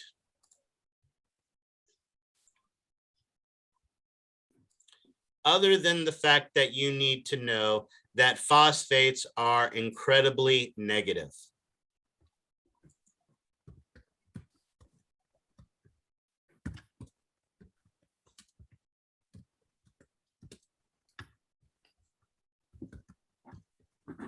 So it is a very, very negative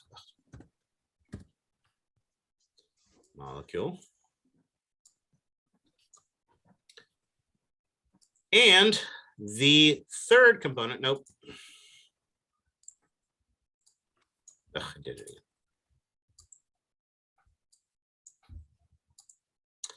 The third component is a nitrogen base.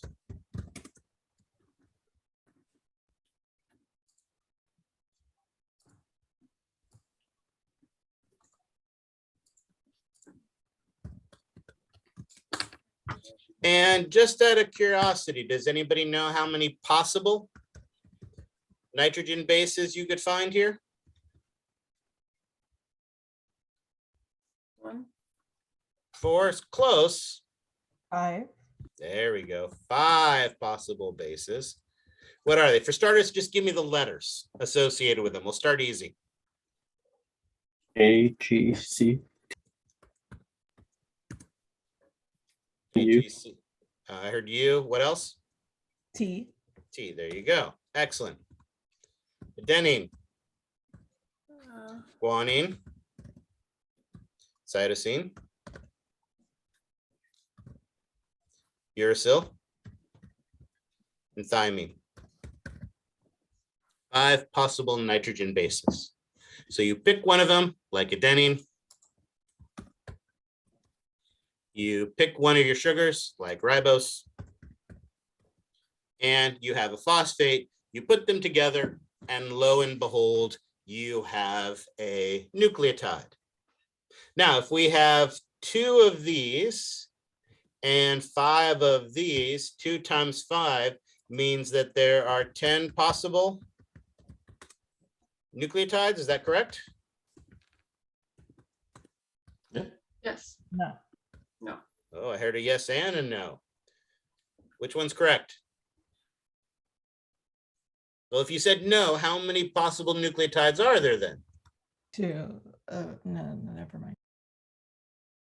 Well, you were right. It's not 10. What is it? I know it's the way I'm asking the question because I know you guys know this even if you don't think you know it. How many possible combinations do you have here? 8. 8, exactly. Why? Because uracil and thymine are substitutes for each other based on ribose or deoxyribose. Right. With ribose, or let's say it this way, for both ribose and deoxyribose,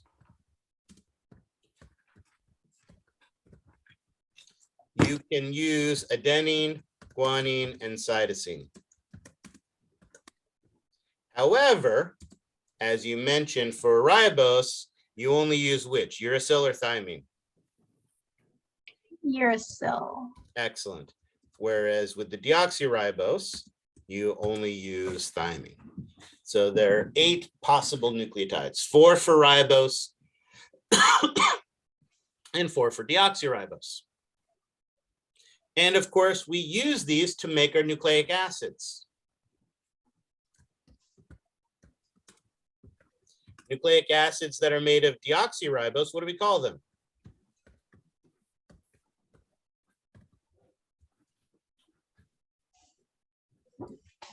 DNA. Absolutely. Except there's one problem with that. That one problem with that is, remember in this class, spelling matters. And an abbreviation like DNA, that's not really, that's kind of a spelling error. So we always want to be careful about spelling these things out, especially on a lab exam. So what does DNA actually stand for? Deoxyribonucleic acid. Deoxyribonucleic. There you go. Deoxyribonucleic acid. Now, once you've written it out once on a lecture exam, for instance, or something like that, then you can abbreviate it DNA. And then, of course, therefore, nucleic acids that are formed with, let's go back and change that.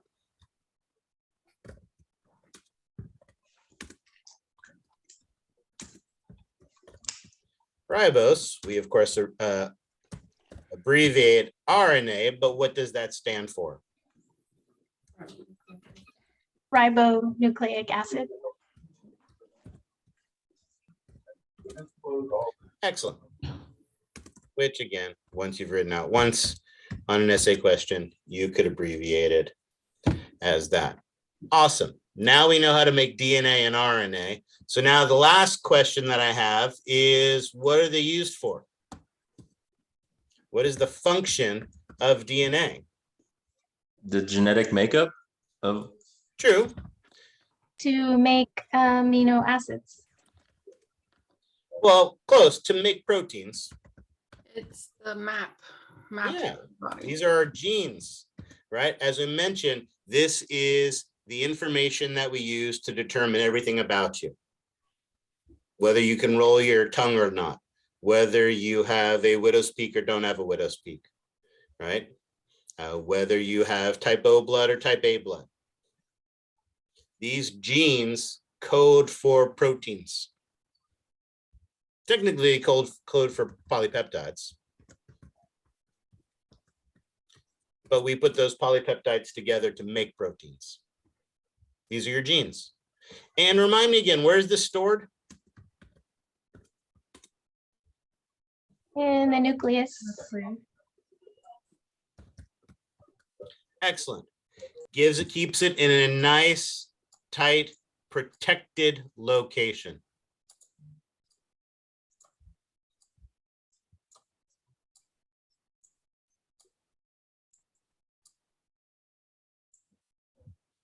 Excellent. But that is a problem. We haven't talked about the cells and what the cells do yet. But what we are going to learn is that all the stuff to make proteins isn't in the nucleus. It's outside the nucleus. So does that mean that when they need to use a gene to make a protein, right, part of the cell can just show up at the nucleus with a library card, check out the piece of DNA it needs, and then use it for work? No, just tRNA.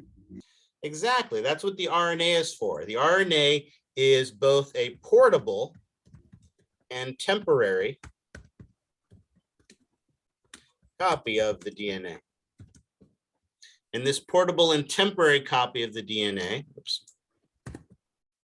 can then be used by the cell to make proteins. And we will actually talk about that process of protein synthesis on February 1st. So who knows, we may be in the classroom by then.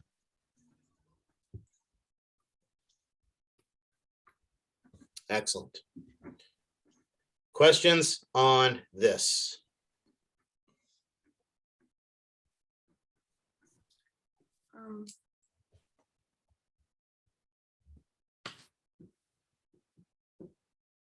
Yep, I spelled it Denny wrong. Could you go over the structure of the, or like just the 5 possible bases, just like how that works again? Yeah. Okay. So here, let's look at the pretty picture from the textbook. All right. Here is a nucleotide. All nucleotides have that phosphate group, right? That super negative, very negative phosphate group. All of them have a 5-carbon sugar. And all of them have a nitrogen base. But as we've talked about, there are 2 possible sugars you could have here. One of them is going to be ribose, and the other one is going to be deoxyribose. Because those are the only 2 that have 5. Well, those are the only 2 that have 5 that we use in making our DNA. Okay. Or our nucleic acids, I should say. Absolutely. There are also 5 nitrogen bases that we can use. Adenine, cytosine, guanine. These 3 can go with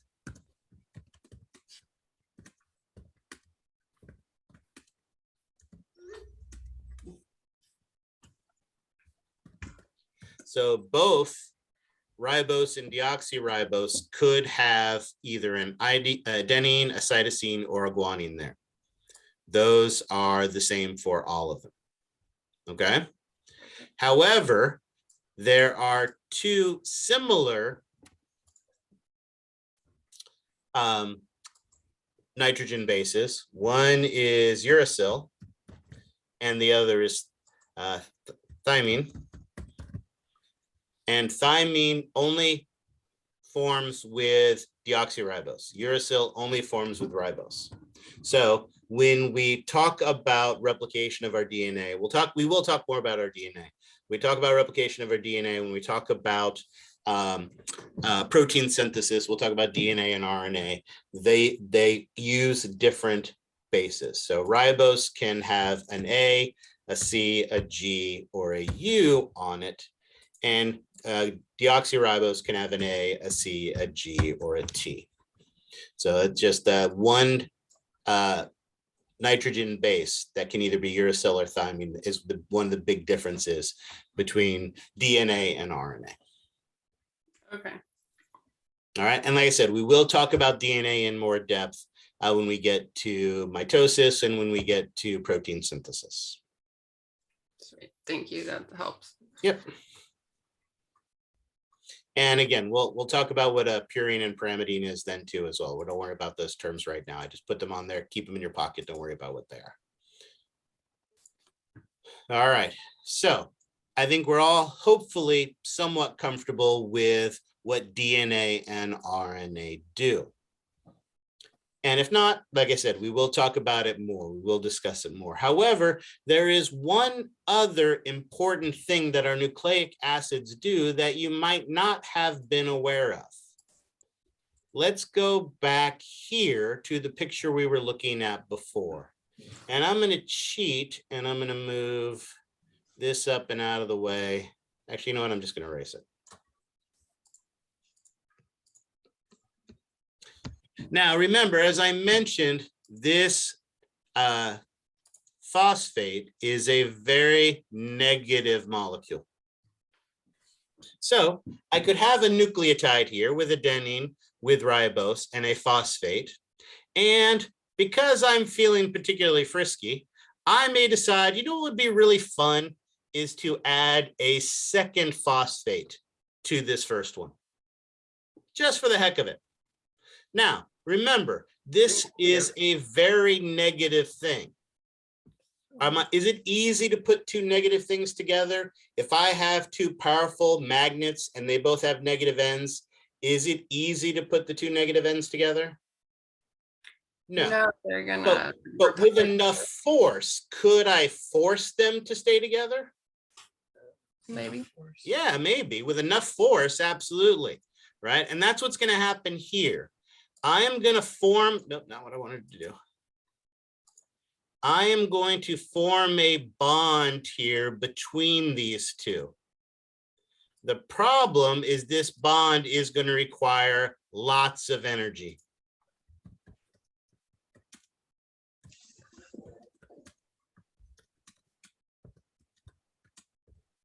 So I am indeed able to form a bond here, but it's a bond that's going to take a lot of energy to form. And because I'm kooky that way, I'm not happy with just two. I want to throw a third phosphate on there.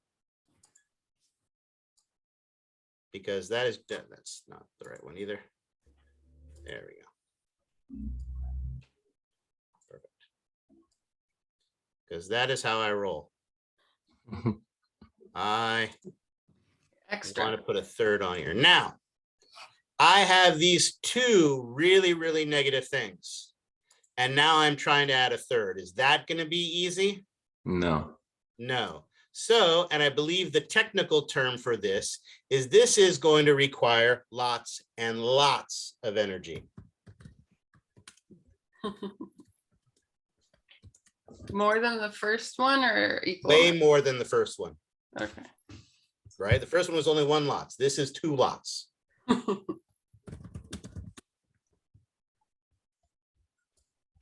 So I now have these two incredibly high energy bonds holding these extra phosphates on here. And lo and behold, now that I'm done with all of this work, what have I suddenly made? Triphosphate. And not just any triphosphate, but notice this particular triphosphate happens to have the adenine nitrogen base on it. So it is ATP. It is adenosine triphosphate, which you are 100% accurate. We commonly refer to as ATP. What is ATP again? Adenosine triphosphate. True. What do we use ATP for? ATP Energy. For in the body? Energy, exactly. Yeah. Basically, the way we use this for energy in our body is that when this molecule is floating around and our cell needs to do work, it is going to come in here and it is going to break this bond. When it breaks that bond, it releases a massive amount of energy.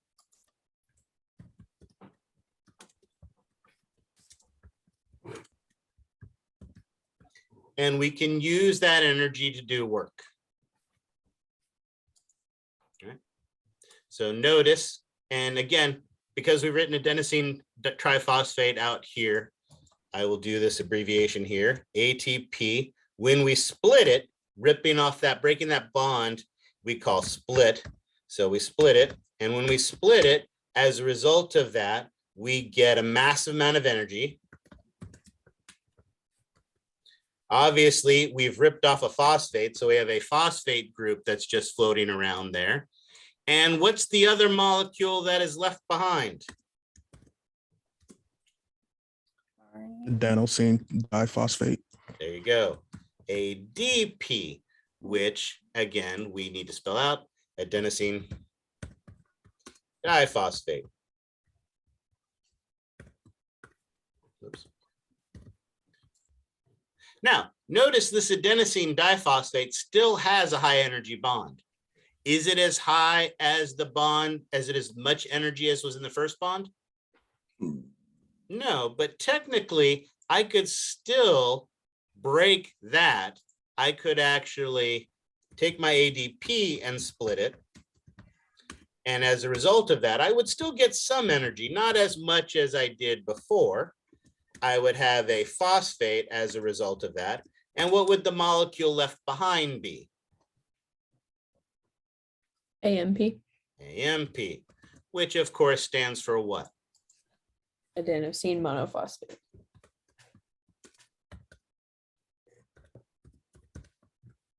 There you go. Most of you, if you've ever taken any kind of biology or maybe even some other classes, we're fully aware of this. We use ATP, we rip off a phosphate, we get ADP, right? Most of you have probably heard the terms ATP and ADP before, but now you actually know what it means. Now you actually know how to make one. And now you actually see that ATP is actually a modified nucleotide. So not only do our nucleic acids play a huge role in our DNA and RNA determining who we are, but they're also the primary energy source in all of our cells. Question. So I'm a little confused because I guess where I'm confused is the Krebs cycle. Okay. So like so for the, is that what it's called, the Krebs cycle, where it takes citric acid glucose, cycle, Krebs cycle, absolutely. Yeah. and then it goes through the cycle and it does something similar to this? Well, so, okay. Notice we're splitting these bonds to release energy and do work in the cell. But remember, the first thing we had to do was we had to use energy to make these bonds. Got it. That is what the citric acid cycle and the electron transport channels do. Got it. That is where we're gaining the energy to be able to make ATP so that ATP can do work for us. Got it. Thank you. It's so clear to me now. Thank you. Awesome. That's what I like to hear. Yes. Or are you just waving over? I need to unmute. I just wanted to double check. So yeah. Okay, so adenosine triphosphate is when we put those 3 phosphates up there, and yeah, they have that big charge. Oops, where'd it go? How about this one?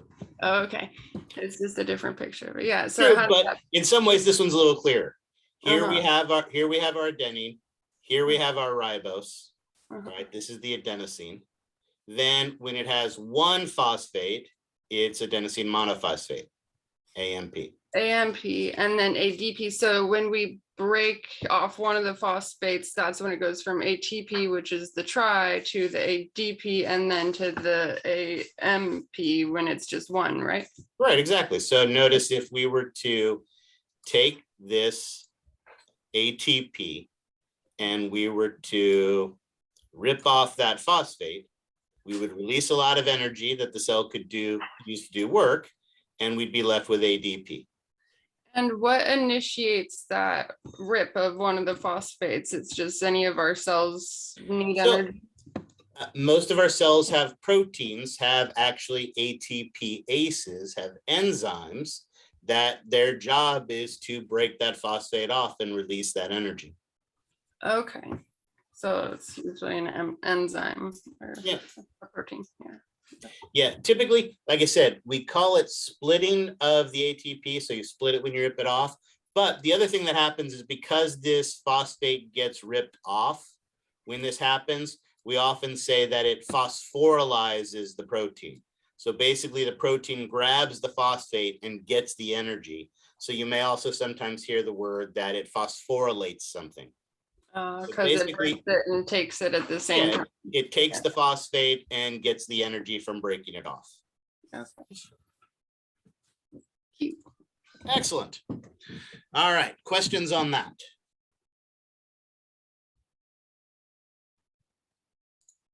Oops. All right, and with that, we are done with all of our nucleus stuff that we need to cover. All of our chemistry stuff that we need to cover. So there you go. We are done with that. So what we are going to do now, because we still have about an hour left, as I mentioned, we finished enough time. We're going to technically switch gears into lab mode, but really what we're going to do next, let me get to the right place.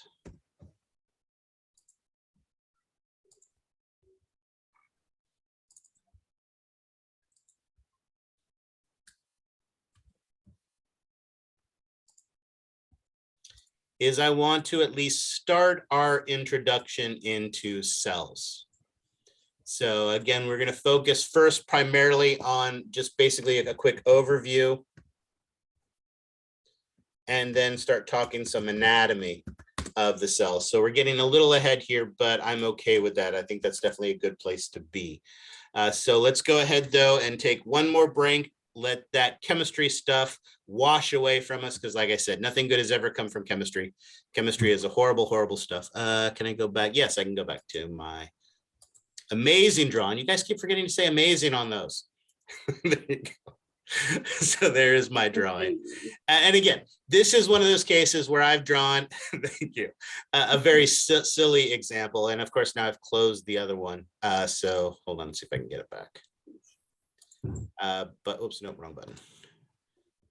There. This one may be more technical.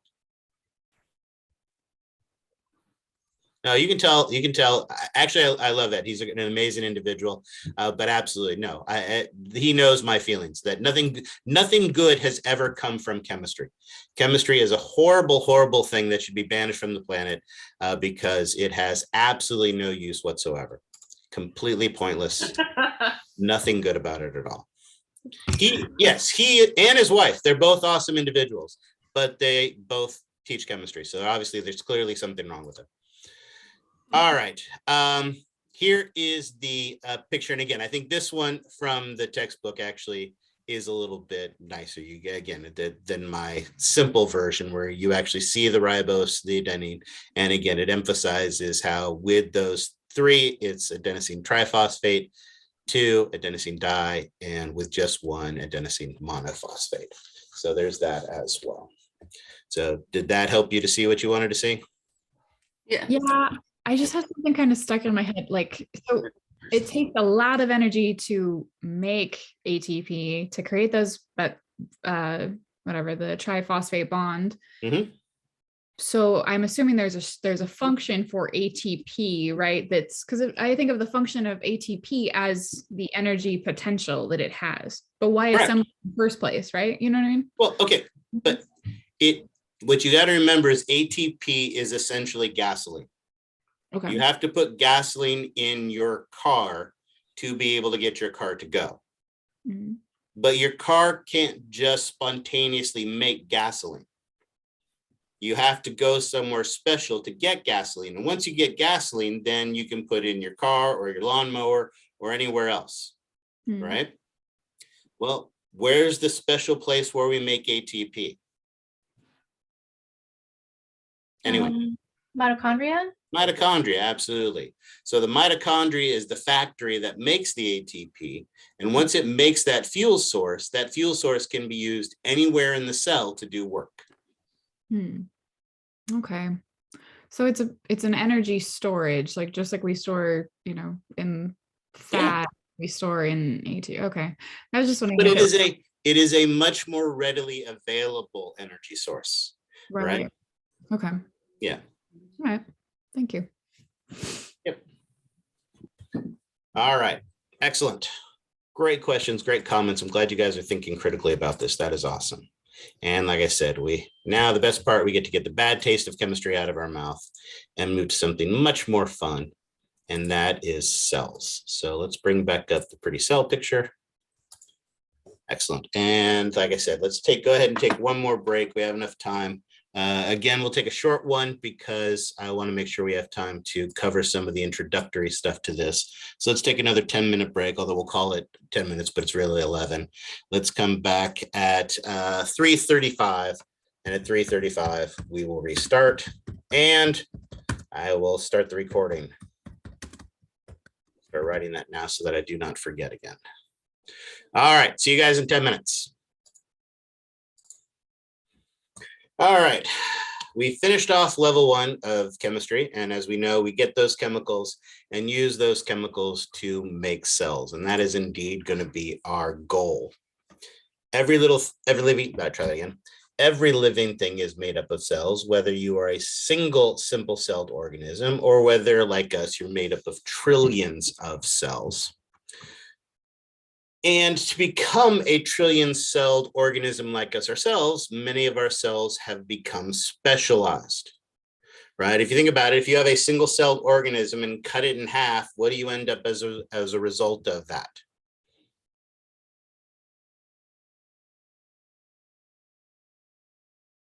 Take a single-celled organism, cut it in half, what do you have?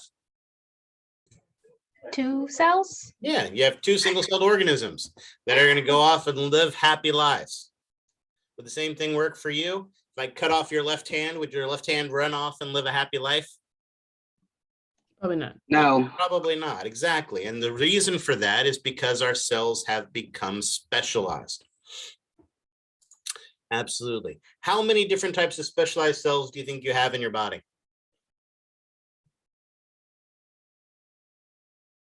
We can start rattling off the eyeball cells and toenail cells and liver cells. What do you think? More than 10?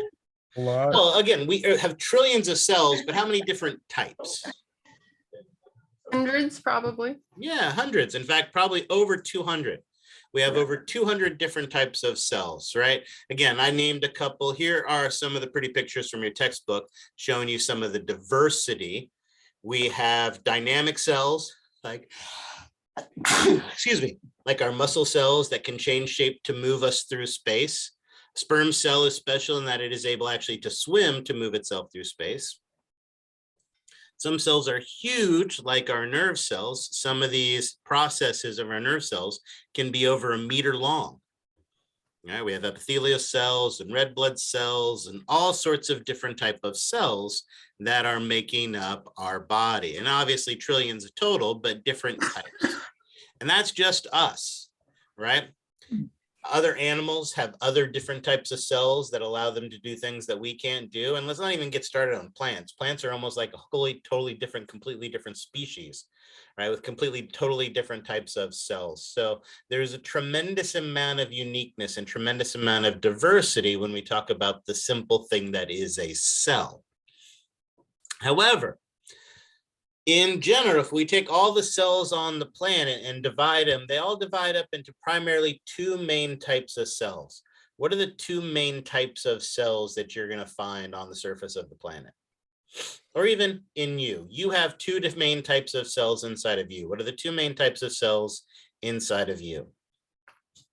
Somatic and sex cells. Exactly, somatic and sex cells. What does that mean? What is a somatic cell?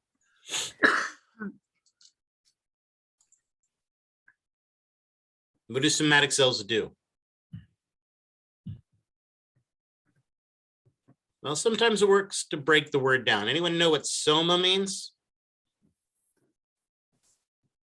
Does that mean sleep? Close. No, not quite. Body. There we go. Body. Soma means body. Basically, somatic cells are the cells that make up your body. So then what the heck do sex cells do?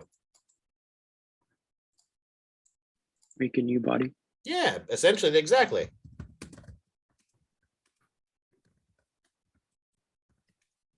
Exactly.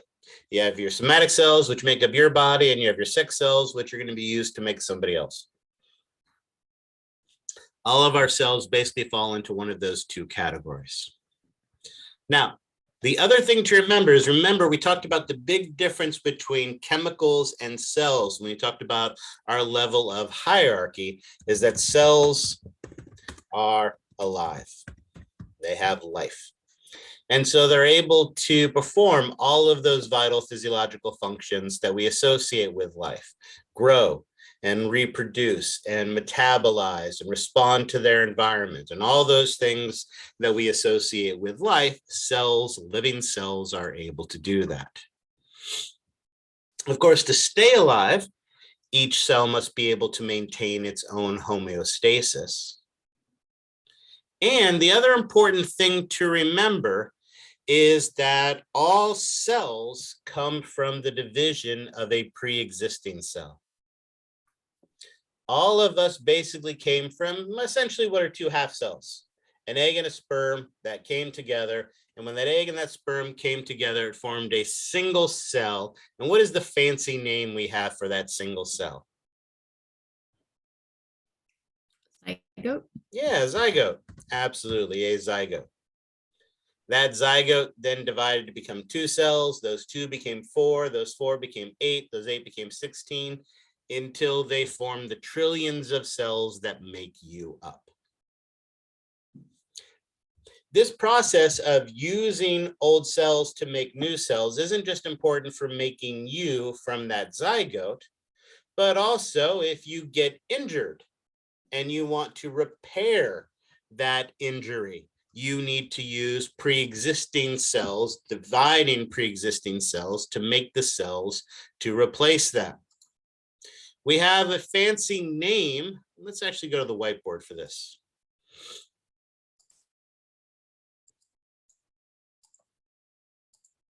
We basically have a fancy name for the types of cells that divide and are used to make other cells. And what is that fancy name we use for cells that divide to make other cells? A stem cell? Exactly. Stem cells. Stem cells, and again, I know when I first say the word stem cells, everybody wants to grab their pitchforks and everybody wants to grab their torches and everybody wants to form a castle as a result of that. But let's be more specific in understanding what a stem cell is. Basically, a stem cell is a cell that divides to produce other cells. Period. That is its definition. Now, we could be a little more specific. There are basically 2 main rules for a stem cell. The first is that stem cells are undifferentiated. What the heck does that mean? They don't have like a specific function yet. Yeah, they're basically jobless. They're millennials, right? So they're undifferentiated. Absolutely. As you mentioned, they don't have a specific function. Or no, yeah, let's say it that way. I like that, specific function. Right. And typically they're cells that are able to divide rapidly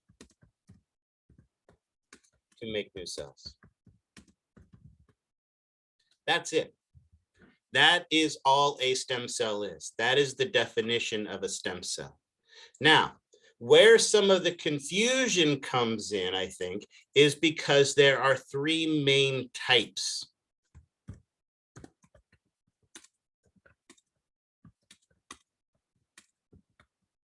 of stem cells. So let's talk about those. The first of these types of stem cells are what are known as unipotent.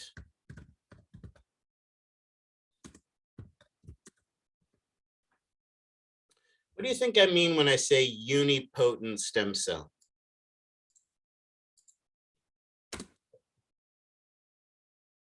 Well, let's start with the easy part. Uni. What does uni mean? 1. 1. A unipotent stem cell is a stem cell. So like we know, it is undifferentiated. It doesn't have a specific function. It divides rapidly to make new cells. However, the key to a unipotent stem cell is when it divides, it only makes one type of cell.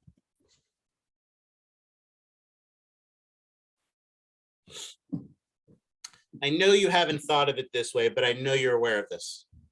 Because as you look next to you on the table next to you, or even better, if you look at your monitor, as you look at your monitor, you see a nice thin layer of dust on that countertop that you can blow and fluff it up into the air. What is that dust?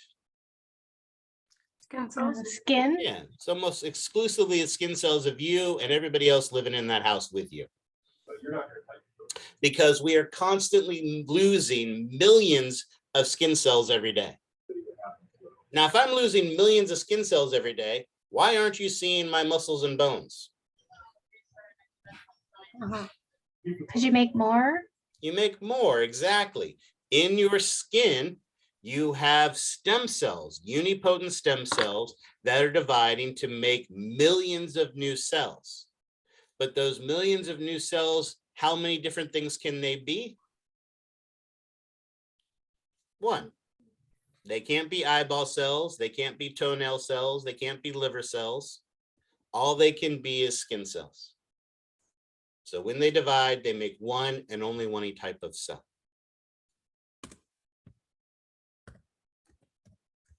I have a question. Yes. So, if your skin is to like, if you're supposed to, if like supposedly you get into an accident and you get like degloved, do yours, like the unipotent stem cells would work faster? Like, because I know sometimes they have to grow them again and then place them on. So does it not grow fast enough to like do that, or how? Correct. It wouldn't. So if you were to lose, and it does, the hand part is gross, but let's just say even over a long portion of if you were to lose skin over a large portion of your body, the problem that you're going to have is while the skin will repair itself, it is slow. And so what'll happen is scar tissue will form over it.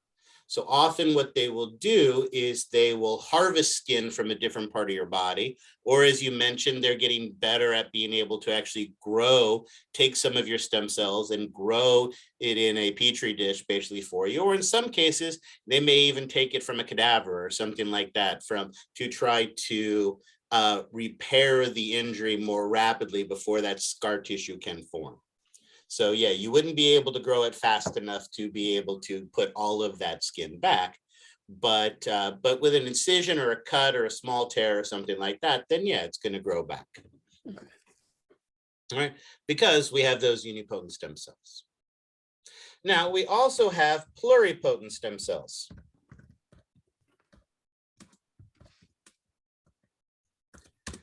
Based on that name, what do you think our pluripotent stem cells can do? They can become many different types of cells. Although we want to be careful with many. Let's just say some.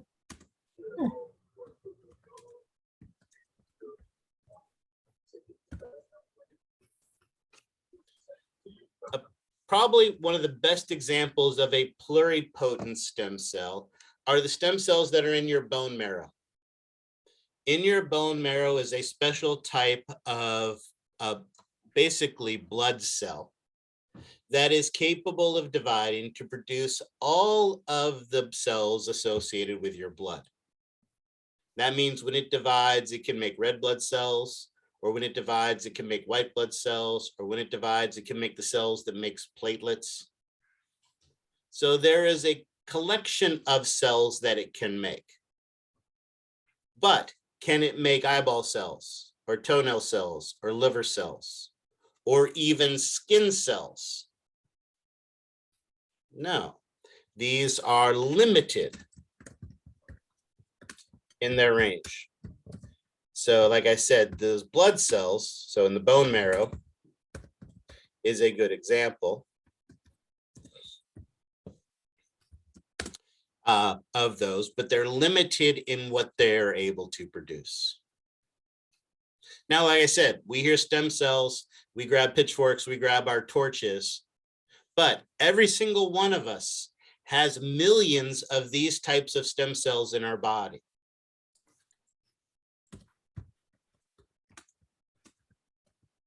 Everyone has these types of stem cells.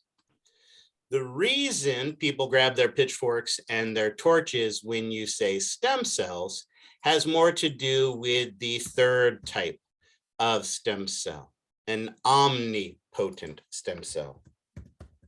So those are embryonic. Exactly.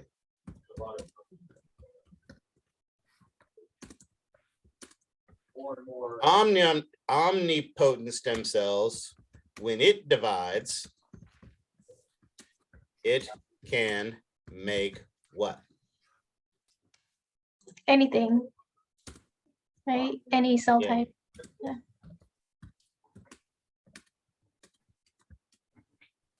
It can make any type of cell in the body.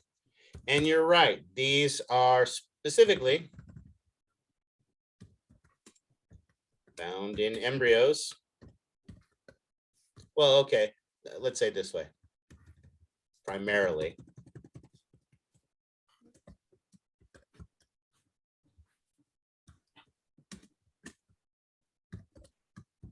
In fetuses. That means if you want these stem cells to study and do research on, where do you have to go to get them?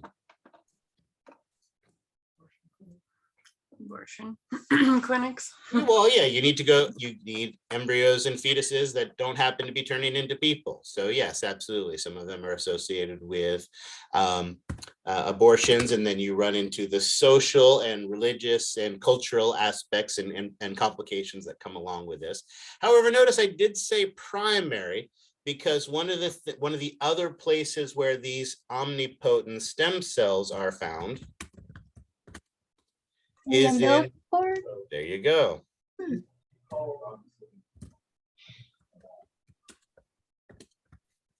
One of the things that is becoming more and more common is the blood from the umbilical cord, which also contains some of these omnipotent stem cells, are being donated for research that way. Or what are other people doing with it? They're eating it. Well, no, that's the placenta. We're not talking about the placenta. What about the cord? These embryonic cells in the cord blood. What are they doing with the cord blood? There we go. Shayla's got it. They're freezing it, storing it, housing it, freezing it, right? So that, say you give birth to little Billy, little Billy ends up becoming an alcoholic in his 30s, but that's 30 years from now. And 30 years from now, our technology may be advanced enough where they're able to take his embryonic stem cells from that frozen cord blood, grow Billy a new liver, give him a litter, and he can continue to party well into his 60s and 70s. So a lot of people are donating it for research or even storing it for the potential use down the line medically. Right. So again, stem cell is not a single thing. Too many people, when they think stem cells, think of this last one, but you got to remember, right? You've got millions of stem cells in your body as well, because stem cells come in different flavors. All right. Questions on that? I have a comment, I guess. Yes. Also foreskin is one, like from babies that get circumcised. I heard that that was one way to get stem cells. I don't know if that's true. How interesting. I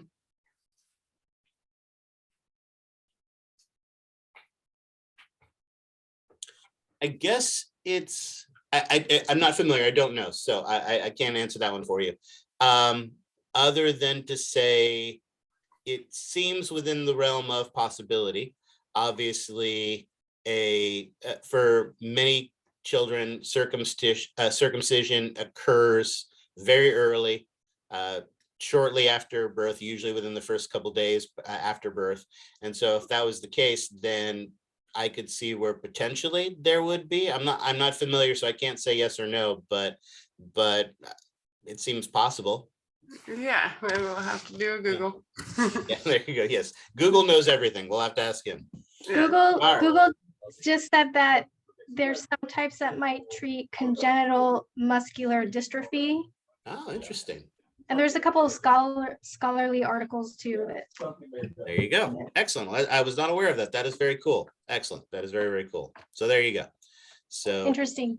So again, notice, as we mentioned, primarily in embryos and fetuses, but there are obviously other places that we can find stem cells as well. All right, so again, the point of all of this is, again, I wanted to emphasize that we want to make sure we're clear on our definitions when we're talking about things. And that, again, we understand that all cells in the body came from a previous cell. So that is how this all works together. All right, excellent. With that introduction, how are we on time? Perfect. We can quickly start talking about the anatomy of our cell. Our cell basically has three main components to it.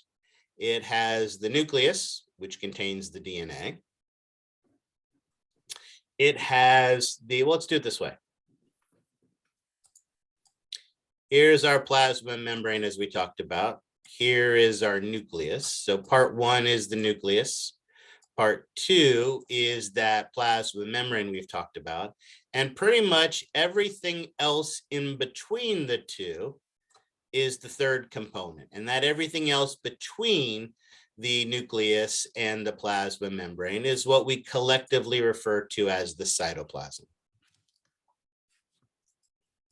And here, of course, we have the pretty picture that goes along with this. We have our, again, plasma membrane, the outer wall that forms our cell. We have the nucleus in the middle, and then the cytoplasm is all the hunk and junk in between. Now, I think we're doing good enough time where we can start by talking first about the nucleus. And again, we're going to hit a tremendous amount of vocabulary. So I fully appreciate it is the end of the class today. So what we're going to do is we're going to start with this today, and then we will come back with this on Tuesday, so that we will refresh and go through it a second time, because this is where we start getting dense into the vocabulary and a lot of similar words. We got a lot of C words coming up here, and so it's going to get a little confusing. So I think this is a perfect place to end and then restart again on Tuesday. All right. Most cells have one. What is the key word in that sentence? One, or most.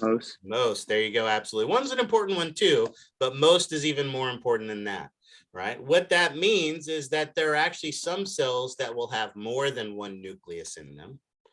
And there are also some cells in our body that at certain stages in their life don't have a nucleus at all. So again, most have one, most means not all. So there are going to be some variations. Now, our nucleus is a structure, and that structure has to have a wall to it. And that structure is the nuclear envelope. The nuclear envelope is actually a double membrane. Remember how we mentioned before that our plasma membrane is made up of a phospholipid bilayer? Well, basically, our nuclear envelope is made up of two. Oh.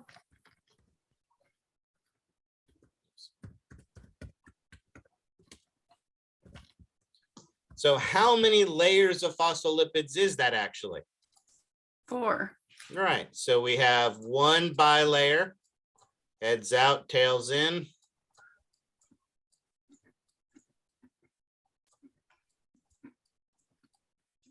And then a second phospholipid bilayer.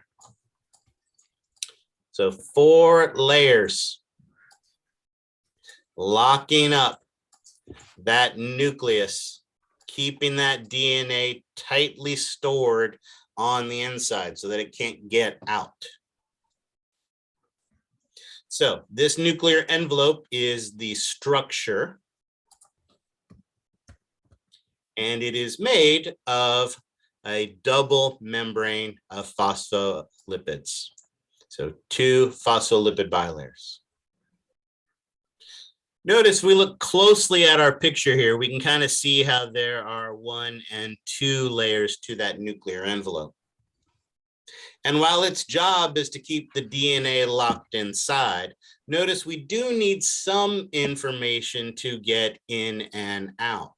So notice there are some special proteins that pass through the nuclear envelope. And when they pass through the nuclear envelope, they form a hole, a space.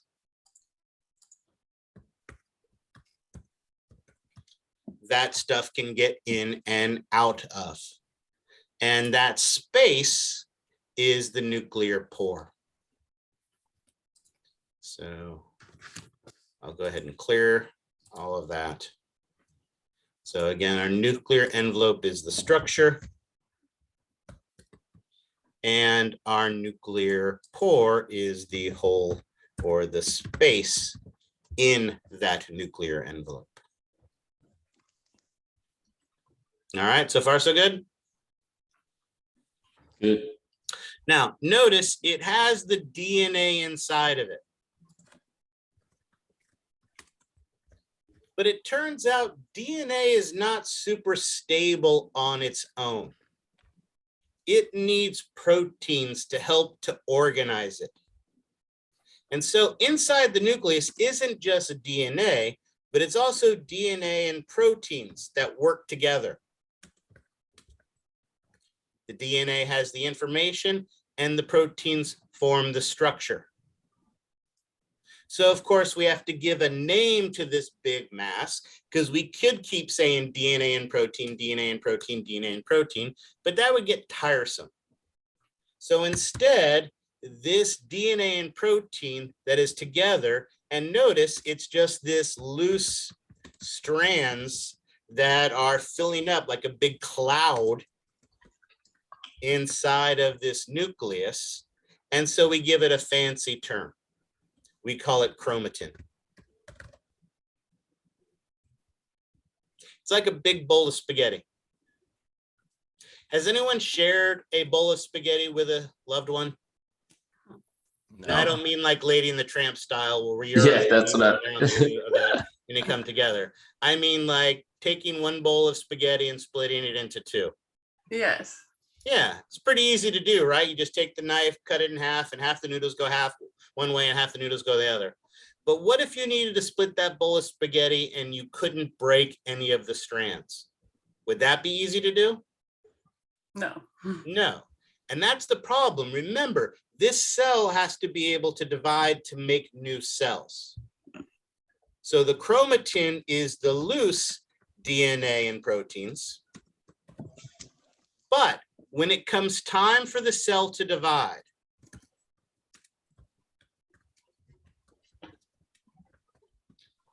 that loose chromatin folds up into very tightly packed structures. And those tightly packed structures are called chromosomes.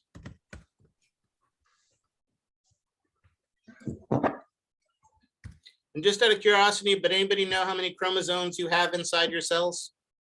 Like 64, wait, 20. So like 24.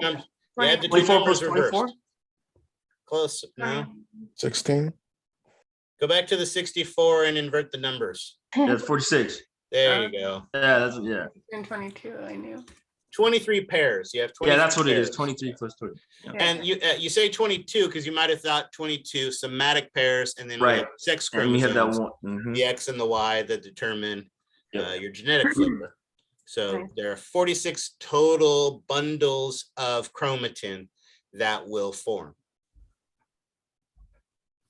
So chromatin is loose DNA and proteins. Chromosomes are tightly packed DNA and protein.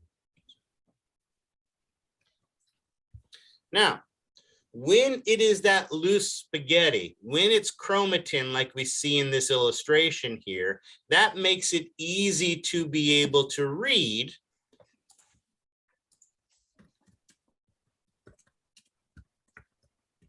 to make proteins, right? When you have your textbook out on the spread over your floor of your room, it's easy to flip through it and find what you need. When you have it packed up in the bottom of your backpack, is it easy to get the information you need out of it? No. No. So when it's loose, that's when we can read it to make proteins. Now, we haven't talked about the process of making proteins yet, but based on what you've seen so far, do you think it's going to be a very simple and straightforward process? No, there's a whole lot involved. And a lot of things are needed as well. And so what happens is when we're trying to read the DNA to make a protein, it requires a lot of stuff. Nucleic acids and proteins, enzymes, all sorts of hunk and junk have to all condense together in that one location so we can make a protein. And when we look at this under the microscope, there is so much stuff packed so close together, it actually looks like a black spot inside of the nucleus of the cell. And since it's something we can see with a microscope, is our anatomists who hate us going to name it? Of course. Absolutely. And so that tight bundle of stuff where we're reading the DNA to make a protein, we call a nucleolus. Nucleolus is the singular when you have one. However, do you necessarily need to make proteins one at a time? No. Not necessarily. So we could be working on making this protein and working on making this protein and working on making this protein all at the same time. So we would have multiple nucleoli. So nucleoli is the plural, nucleolus is the singular.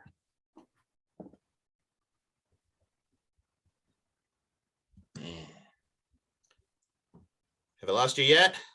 Oh, so this is what's in, oh my God. I thought the whole time this was the nucleus, that was the nucleus, that black spot, but this is, the whole thing is the nucleus. The purple thing, the blue stuff on the outside is not. So ignore the blue stuff on the outside. The blue stuff on the outside is not the nucleus. So this stuff is not the nucleus, but this big, huge purple thing is the nucleus, the nuclear envelope, and you can actually see the openings. Gotcha. Okay. All right. Over the nucleolus again? Yes.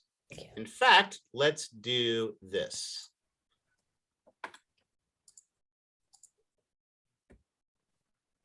This is kind of what I wanted to get to today.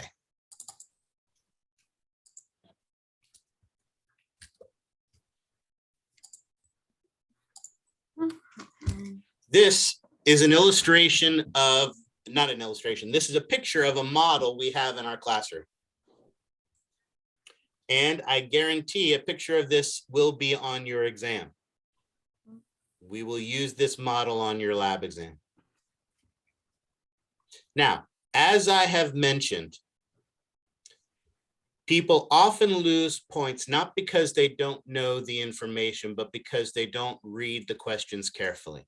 You have to read the questions carefully to answer them correctly. And remember, as we talked about, I will be very precise in the wording that I use. Remember in the last class, we talked about, for instance, the difference between a general cavity and a specific cavity.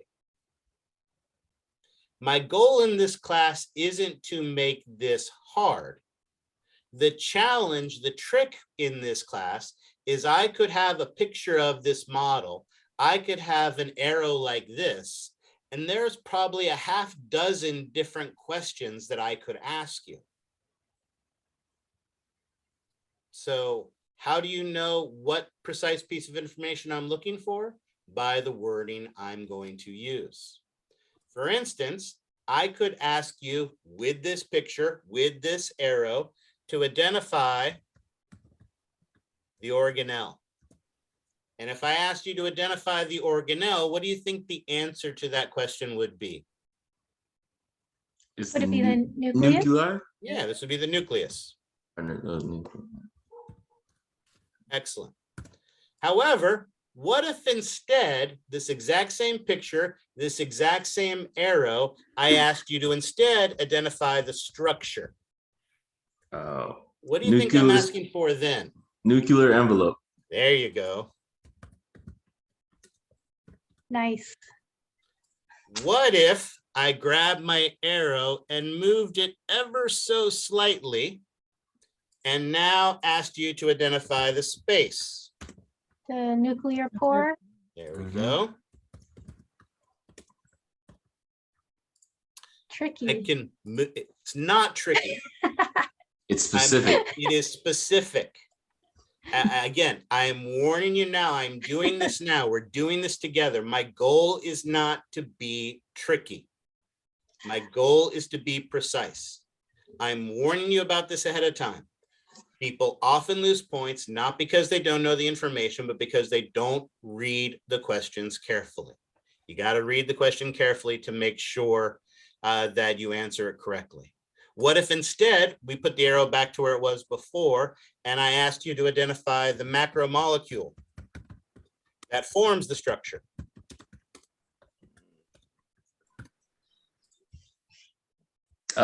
Double membrane 2-phosphate bilat. Yeah, sorry. I like where you're going with that. But again, remember, I'm just asking for the macromolecule. So that would be the phospholipids. Yeah. Oh, okay. It was in there. I said it. You're right. No, you're right. You have that in there. You're right. If I were to ask, for instance, how are they arranged? How are the macromolecules arranged? Then maybe you could say it's a double membrane or a double phospholipid bilayer or something along those lines. Absolutely. All right. Now, the same thing works on the inside. And this gets back to the question that was just asked beforehand. We've now talked about just what's on the outside of this nucleus, but we haven't even talked about what's on the inside. Notice on this model, we have all this red steel wool looking stuff. So what do you think if I were to change my arrow to there and ask you to identify this substance? What do you think this substance would be? That's the chromatin. That's the chromatin. Excellent. What if I asked you to describe the macromolecules that form this substance? DNA and protein. There you go. Of course, you're only going to get partial credit for that. Why? Oh, man. Because I didn't say. Deoxyribonucleic Oh, yeah. acid. No abbreviations, right? Oh. On the exam, if I point here, don't say rough ER. You're going to say rough endoplasmic reticulum, right? So again, no abbreviations. Abbreviations I consider to be a spelling error. So DNA and proteins will get you only partial credit. But for what we're doing here, I'm writing it because I'm lazy. All right, excellent. I wouldn't ask the question because, again, my goal is not to be tricky, but I'll ask, so I won't write it, but I'll ask it here. Identify the structure that this substance folds up to form. Chromosome. Now, rather than asking that here, I would show you a picture of a cell with a chromosome, and I would point at the chromosome, and I'd ask you to tell me what that structure is. So again, I'm not going to be tricky that way. I always use what I believe to be your obvious examples of things. Exactly because of what you were saying. I don't have to be tricky. This class is hard. All right. And so because I love that this class is hard because I don't have to be tricky. Notice every single thing I've written on the board here, I guarantee you that there is a picture in the lab exam with a model or an illustration or some type of cell with an arrow pointing at that. And every single one of these questions is in your test bank. I guarantee it. And lastly, as we mentioned, when it comes time to make a protein, a whole lot of proteins and enzymes and nucleic acids and other stuff have to all clump together around that DNA inside of the cell. So if I move my arrow one last time and ask you to identify that structure. So that would be the nucleolus. Nucleolus. So that is different from a chromosome. Correct. But there's no, a chromosome is just as chromatin, super tightly packed. Correct. And in fact, when our DNA and proteins fold up into chromosomes, the nucleoli go away. Because like I said, when you pack your book into the suitcase, then I can't read it to make proteins anymore. That helps a lot. So when the Thank cell you. is dividing, those nucleoli go away. It's actually one of the key ways that we can tell a cell is in the process of dividing, because the nucleoli go away and that chromatin condenses down into something that is so compact, we can actually see the chromosomes inside. We'll do this in the next class. So we're getting a little ahead of ourselves here, but in the next class, we'll actually see that this loose chromatin is going to pack up and basically what looks like an X-like structure. In reality, we'll learn it's more like an H, where they're the two pieces that are bound together. But those will be the chromosomes. And when you have chromosomes, you cannot have nucleoli, because when the DNA is folded up, when you fold up your map, you can't read it anymore. So the nuclei, is that the sense? Is that the main way you read the cell? Basically, that's like the actual print on the page, essentially. So the nucleoli is the process of making the copy. Gotcha. Right. Remember, we need to make a copy of the DNA so that we can send it out the nuclear pore out here into the cytoplasm so we can make the protein. Gotcha. So making the copy requires a lot of resources, right? You need your 3D printer and you need your filament and you need, right, all the tools and all the other stuff. And so all of those things condense down into something that actually can be seen under the microscope. Wait, can they make DNA with 3D printers yet? Well, you can make something that's shaped with DNA. You wouldn't want to put it in a cell, but certainly I'm sure you can make a double helix to be able to make that. All right.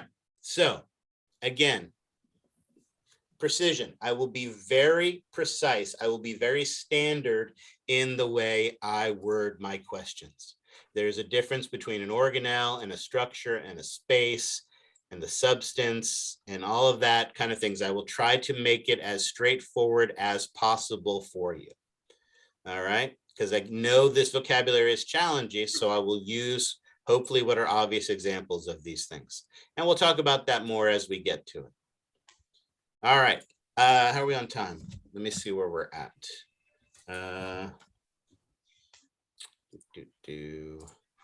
go back to the right slide now.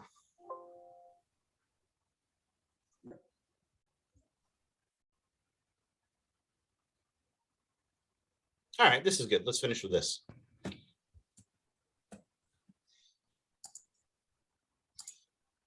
So we were working our way through our vocabulary, working our way through our illustration here. And as I mentioned, this purple stuff that is just like a big loose cloud, that is our loose chromatin. Notice here, we can see a strand of what this chromatin looks like. We haven't talked too much about the anatomy of DNA yet. We will when we get to replication. We will when we get to protein synthesis. But as many of you have probably heard before, DNA basically forms this double helix. It is essentially looks like a spiral staircase where we have the two sides of the ladder and the rungs in between. But remember, it's not as stable by itself. So notice there are proteins, and the most common of those proteins is a protein called histones. And these proteins basically give some structure that our loose DNA can wrap around to have a little bit more stability. And then this chromatin, this combination of DNA and proteins, packs up into this super dense, super tightly packed structure that is the chromosome. So here it is as a chromosome, and here we just have notice a loose strand of it with those histones that it's wrapped around. So things like the histones and other proteins allow it to fold up into this tightly compact X-shaped structure that we call the chromosome. And as we mentioned, we have 46 of them in each cell. All right, questions on that? What are histones made of again? They're proteins. They're protein. Yep. So they're made of amino acids. Okay. All right. That is all we need to know about the nucleus for right now. As I mentioned, we'll talk about it more in the next class when we do mitosis. We'll talk about replication of the DNA, and we will go over that together. But I think rather than starting the cytoplasm components, I want to save that for all at once. So even though we still have 15 minutes left, I think this is a good stopping point. So we'll go ahead and stop here. We all right, thank you, Professor. Excellent. Any questions on any of this? Oh, is there the diagram about that whole the nucleus and all that? The one, especially that one that model you have. Is there a similar model in our books or in our lab? You definitely, so like I said, it's definitely in the classroom. If you go to the open lab on Friday, tomorrow you can ask, again, it's virtual, but you can ask Jeff to show it to you on that. I think, I know I mean, a lot of the pictures I'm showing you are the pictures from your textbook and stuff like that. But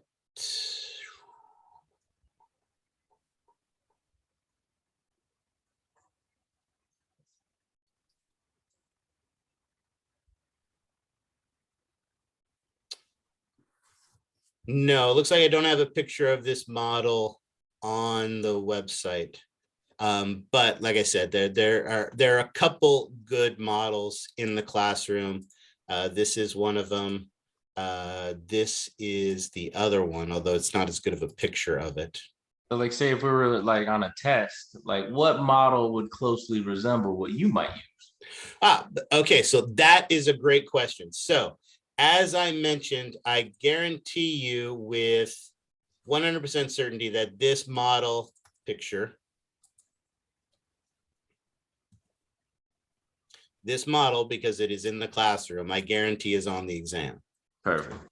This model, which again, not the best picture of it, but is in the classroom, I guarantee it's going to be on the exam. But here's the key. Your goal in this class is to understand the information. My goal in this class is to teach you this information. And so to do that, it isn't just about memorizing this particular picture or this particular picture. Right? I have no problem showing you a novel image of something that you have never seen before, never could possibly have seen before, as long as it is an obvious example. Right? If we did a random Google search right now for a cell, I'm sure I could find a good cell that would have a good nuclear envelope. And even if it's not from your textbook, your lab manual, or anything else, as long as it is an obvious example of a nucleus, then I would have no problem pointing to its nuclear envelope. Or again, as long as it's a good example, pointing towards its chromatin. The goal isn't to just memorize 3 pictures. The goal is to understand this material. So I encourage you to use the resources that are in your textbook, in your lab manual, in your atlases, in all of those resources, but be aware that you're going to be tested on this material, not on those pictures or those specific models. Right. Now, that being said, once we get back into the classroom, for instance, and we're learning the muscle system, the models in the classroom are what we're going to be using. Yeah. That's going to be a station-based exam, so it is going to be solely the things that are in the classroom. Yeah. Well, it's just if I have a base diagram, to go off of, I can just utilize that in my head. Absolutely, and the base diagram you have for that is the one that is right out of your textbook. That is, where'd it go now?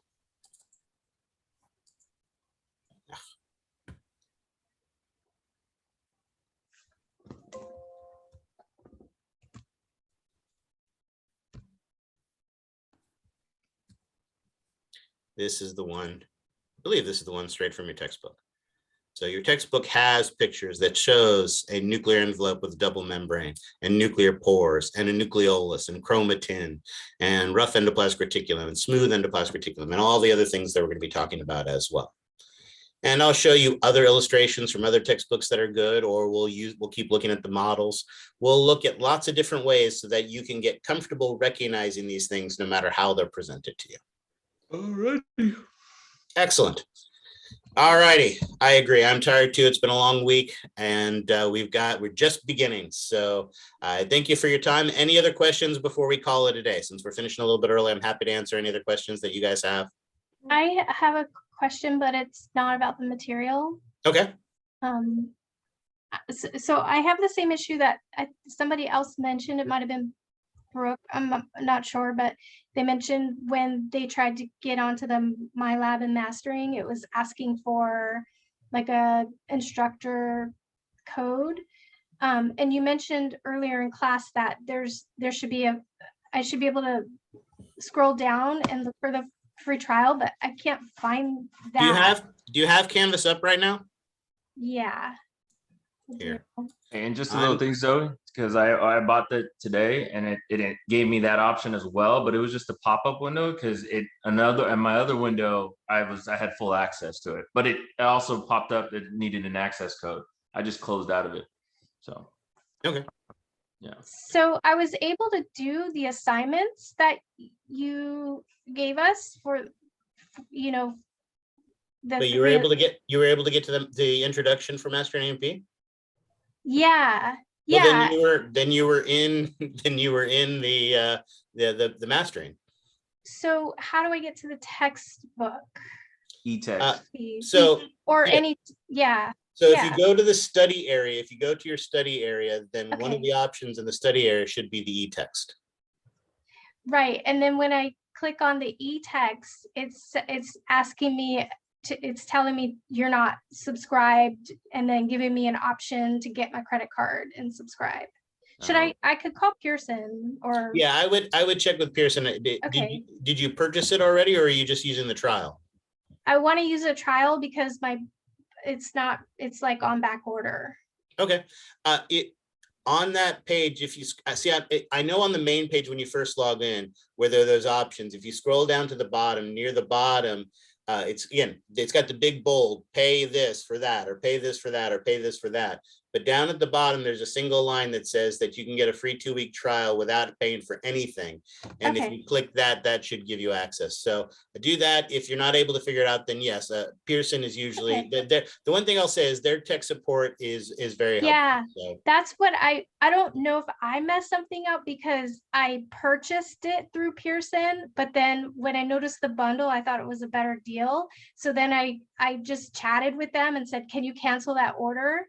And then they did. And then I just bought the bundle. So maybe I did something. That might, the one downside to this, the My Lab and Mastering now is an A&P is that it is synced with Canvas. So it's a specific one for Canvas. So yes, if you go to the Pearson site and buy it from them, it isn't necessarily the Canvas one. They should be able to convert you, but that might be why you're having the problems. Okay. So that is something you probably need to talk to them about. Okay. Thank you for your help. Thank you. Awesome. Did I see that there was another hand up? Did someone else? Aurora, go ahead. Yeah, I wanted to ask where you said the open lab is just for if you want it, right? And yes. Well, and you can get extra credit for doing it. It's helpful, it's useful, but it can also get extra credit. And where do I get to it again, and what day? So the easiest way to get to this is under our modules. When you go to our modules, go to the study tools, and under the study tools, you'll see that there is a link here. Here is Jeff's information. And so anytime on Friday between 10:30 and 8:30 p.m., just click that Zoom link and that'll get in. Now, the only thing, like I said, is when you get in, send him a chat message, letting him know who you are and whose class you're there for so that he can keep track of your hours for the extra credit. Okay. What's his name? Jeff? Jeff Chingaris.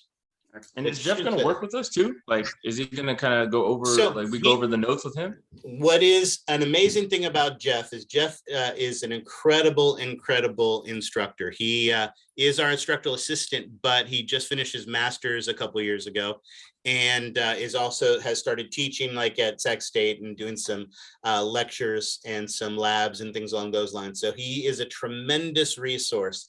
And he is happy to share that knowledge with you, sometimes a little overly happy to share that information with you. The one thing you have to worry about is that there could be 15 people in the open lab, either on camera or in person, and there's only one of him. So he will do he does the best that he can to spread himself around. I also know, and again, I don't know what exactly his plans are for this one, but I know sometimes he'll go back and forth because it's also an open lab for 430 and 431.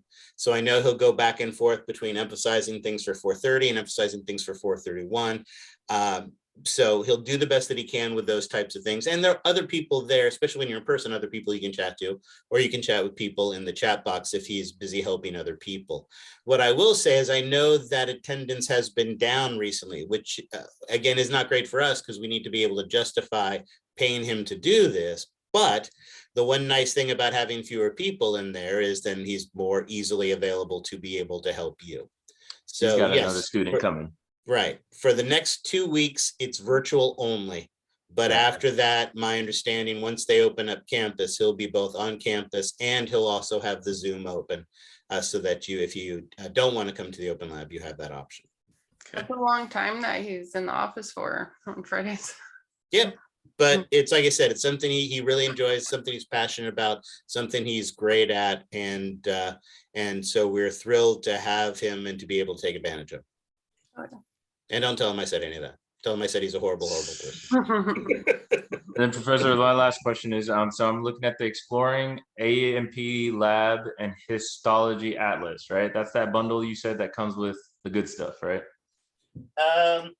Yes, the one with the brain showing. Right. There's no picture on it, but I just wanted to make sure. This is the one I went under my class, and I just went to view textbooks. Okay, yeah. And this is what the required one is. Exactly, because and the reason for that is it's a bundle that doesn't just come by itself. It also comes with a photographic atlas of histology, which is going to be very, very useful. Okay. And that's the lab that we can write in, and then we write in that lab book as well. Like that's the one. Yes, exactly. It is a workbook with reviews that you will be turning in for grades. Perfect. Okay, and then Amazon, does it have the bundle too, or is it only here? They just have the lab book. Again, the bundle is specific from the publisher where they give us a discount. Okay. You can certainly go to Amazon and purchase the lab manual by itself, the Emmerman Lab Manual 3rd edition. I don't know what it costs. I think the last time someone did that, they looked at the site, it was like $80 or something like that. And I think the lab bundle is like $110 or something like that. Yeah. Yeah. So it was only like $20, $25 less. And with the bundle, you get the histology atlas. Now, again, if you're comfortable with histology and you just want to bare bones it, then I don't get anything from you buying the bundles. So I don't care how you get the resources. As I mentioned, you can rent these lab manuals from Chegg, but you have to be careful. Some of the ways that you can rent them from Chegg, they don't let you download the pages. Gotcha. And since you need to be able to print the pages to turn them in, doesn't do you any good to save the money if you can't turn in the assignments if you're with the lab manual. So, but yeah, however you want to get it is absolutely fine. Okay, thank you. Hold on, Jen, you had a question, and then I see there's one more in the chat window. So go ahead. Yeah, I just wanted to ask. So we have a Labster and we have a Mastering AMP lab due before class on Tuesday. Correct.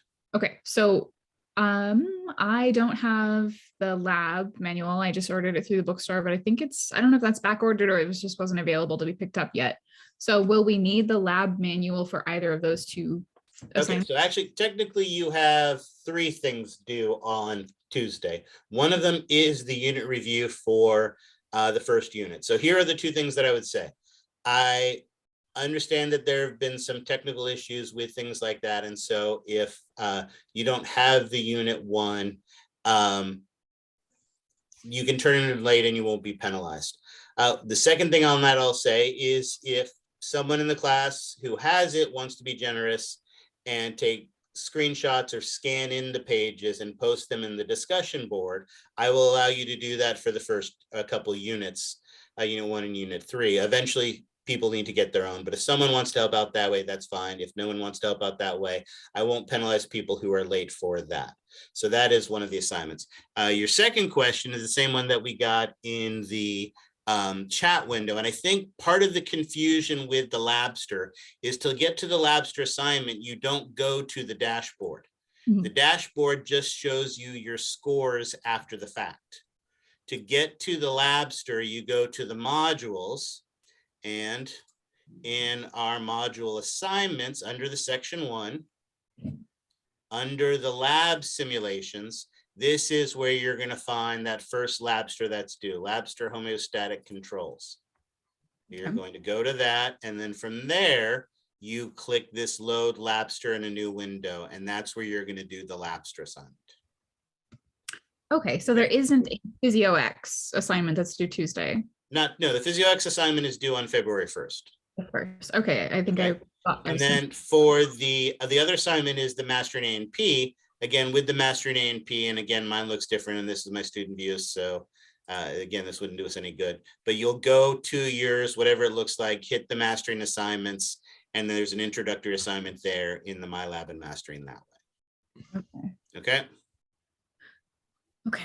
Yeah, so if you wanted to do that, that would be awesome. I'm sure that would be appreciated from those that are lacking it. Again, because of copyright issues, it is not something that can be done for the entire semester. We have a lot of these unit reviews that are turned in, but I can turn a blind eye for the first couple if you guys need help because of issues that are outside of your control. So if you're willing to do that for the first one and even for unit 3, I would accept that. But after that, you guys are responsible for getting these resources.